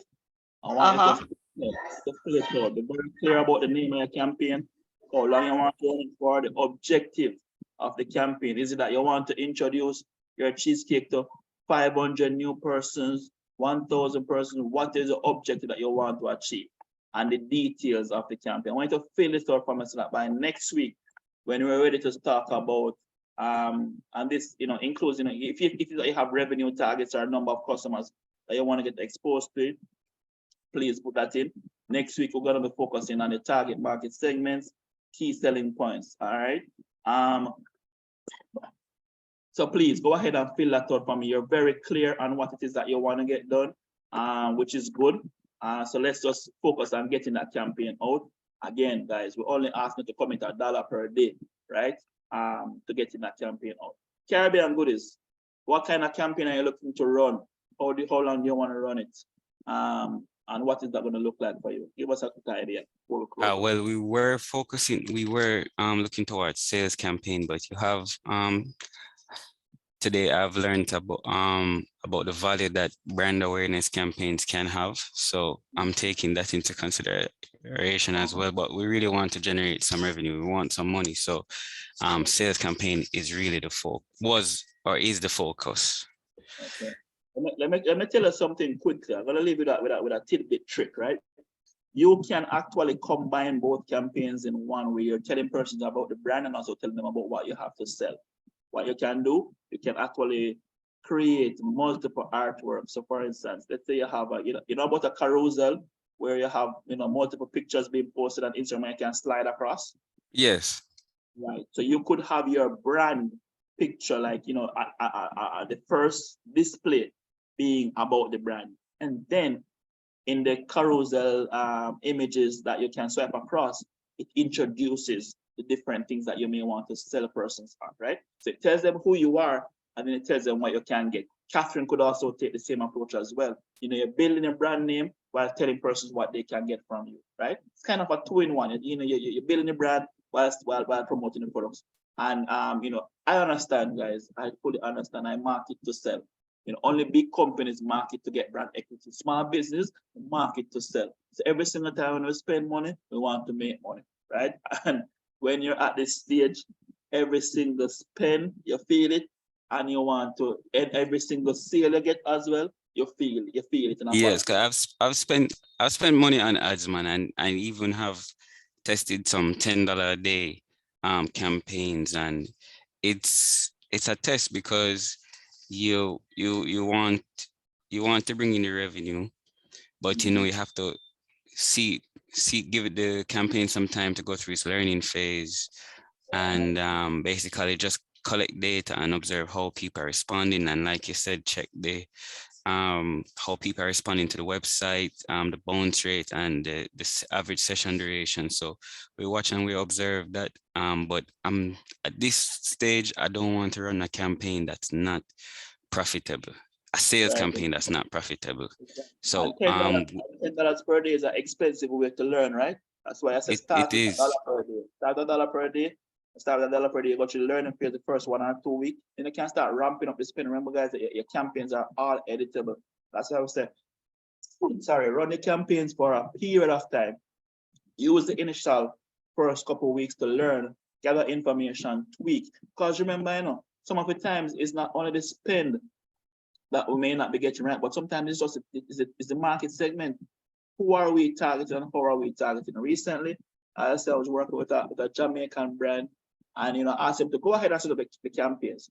When I look at what they did the targeting, we're looking at Jamaicans in the diaspora, right?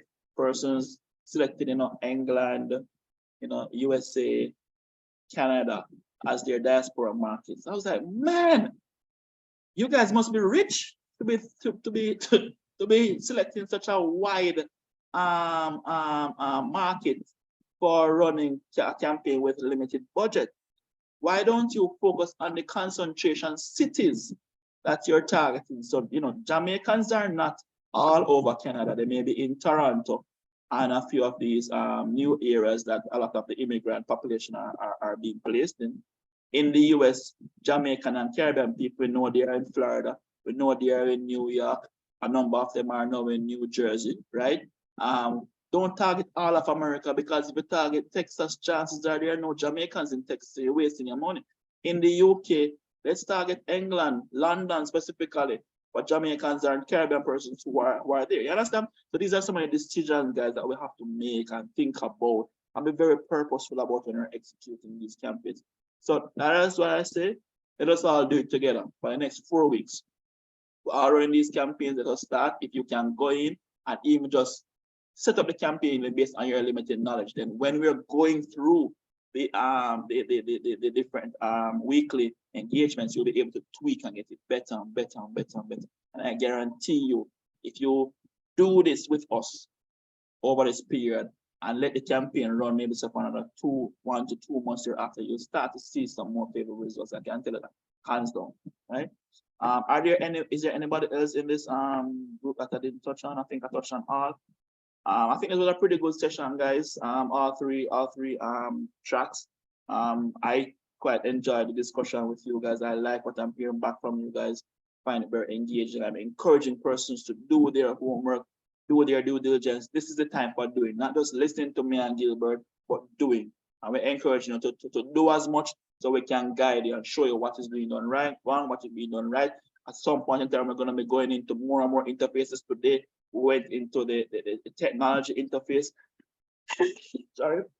And we'll be going back into, but we'll also be touching more later on some of the marketing interfaces as well, whether it be Facebook Ad Manager, Google Ad Manager, and so forth. But that's it for the end for this week. Gilbert, I don't know if there's anything else from you, Philip. After Gilbert. Nah, nothing from me. Nothing from me. Go ahead, Philip. Okay, then from my perspective, Ramon, anything from you? Okay, so from Carbon Export, please try to get your quotation for your #1 choice of marketplace ASAP. Thank you. Have a good afternoon. All right, guys. Great session. All right. Thank you, everyone. Have a great day.